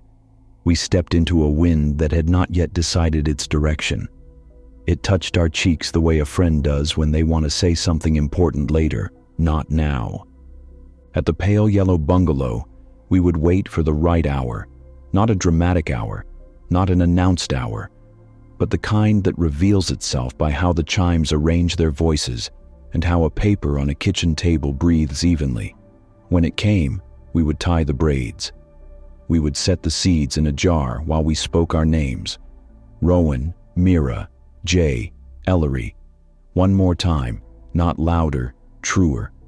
We would not insist, we would invite. We would not ask for proof, we would keep company. And if there was a last card waiting where a person might have tucked it under a recipe on a certain shelf, we would read it aloud before we did anything else. We would not rush what is on our side. We would let the house do its part. The day opened its envelope, and we walked inside. "Hey guys, Spooky Radio presents. Tonight we arrive at the final part of our 12-part series, True Terrifying Sleepover Horror Stories. This last tale brings everything together in one chilling conclusion, weaving the unease of strange noises in the dark with the frightening truth of what it means to trust the walls around you. Before we begin, don't forget, let me know in the comments where you're watching from and what time it is right now. It's always fascinating to see our community gathered across the world, all listening to the same eerie story under different skies. It began in the most ordinary way. A Friday night, backpacks filled with junk food, sleeping bags unrolled across the floor, laughter spilling into the hallway like it had a life of its own. The house belonged to my friend Gavin, a 2-story colonial at the end of a quiet cul-de-sac, tucked safely against a stretch of whispering woods. His parents were away that night, and with no adults to enforce bedtime, we were free. Or so we thought. We were 6 of us, me, Gavin, his cousin Matt, our friends Oliver, Sam, and Jacob. The house was warm, lit with the soft amber glow of lamps, the TV muttering in the background as we half watched movies and half joked about ghost stories. It wasn't until just past midnight that the mood shifted. The first sign was the dog. Gavin's retriever, Daisy, usually the calmest presence in the room, suddenly rose from her spot near the couch and padded to the base of the stairs. She stood there, ears pricked, body stiff, staring up into the shadows of the second floor. We laughed nervously, brushing it off as her hearing the wind through the trees. But Daisy didn't relax.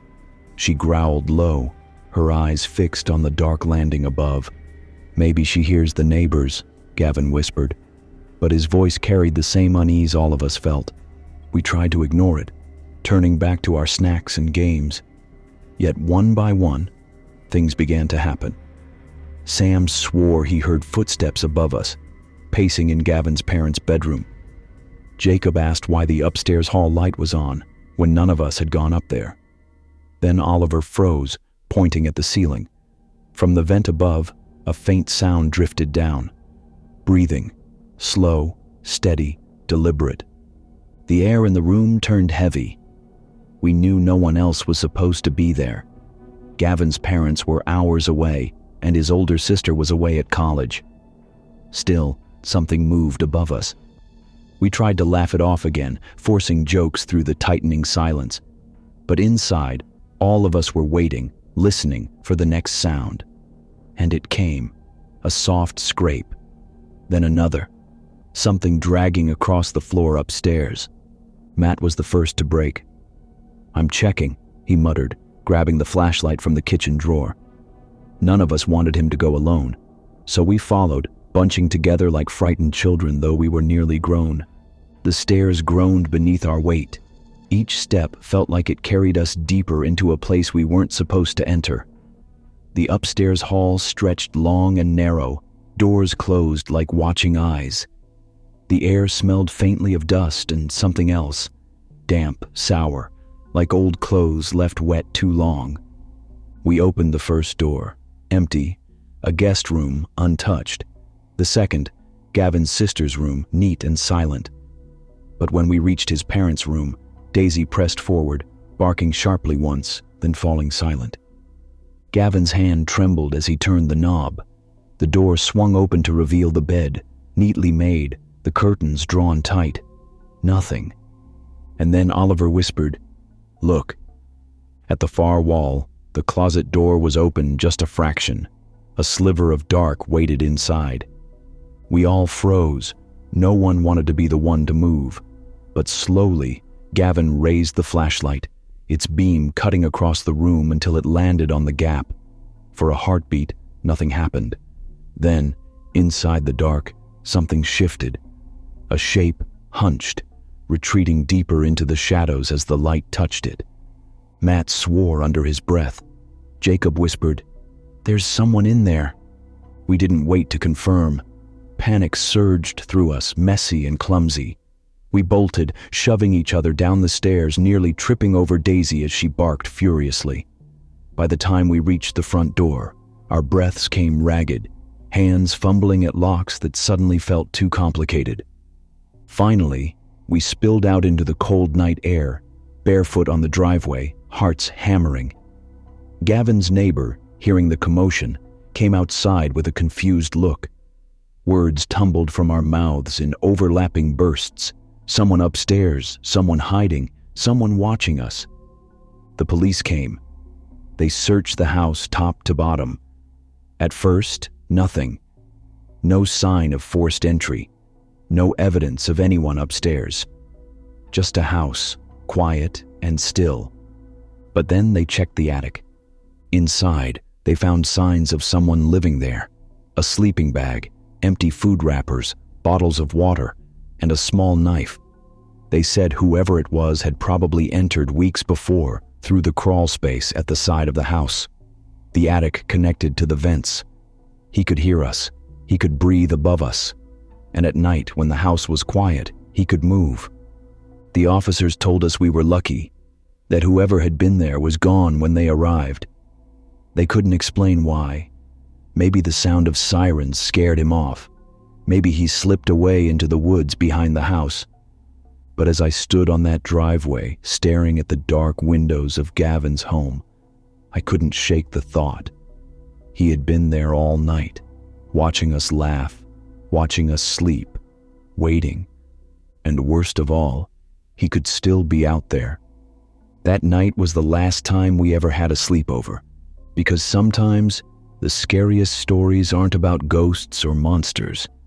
They're about the stranger you never knew was sharing the same walls, breathing the same air, listening from the shadows while you believed you were safe. And as I tell you this now, I wonder, when was the last time you checked your attic?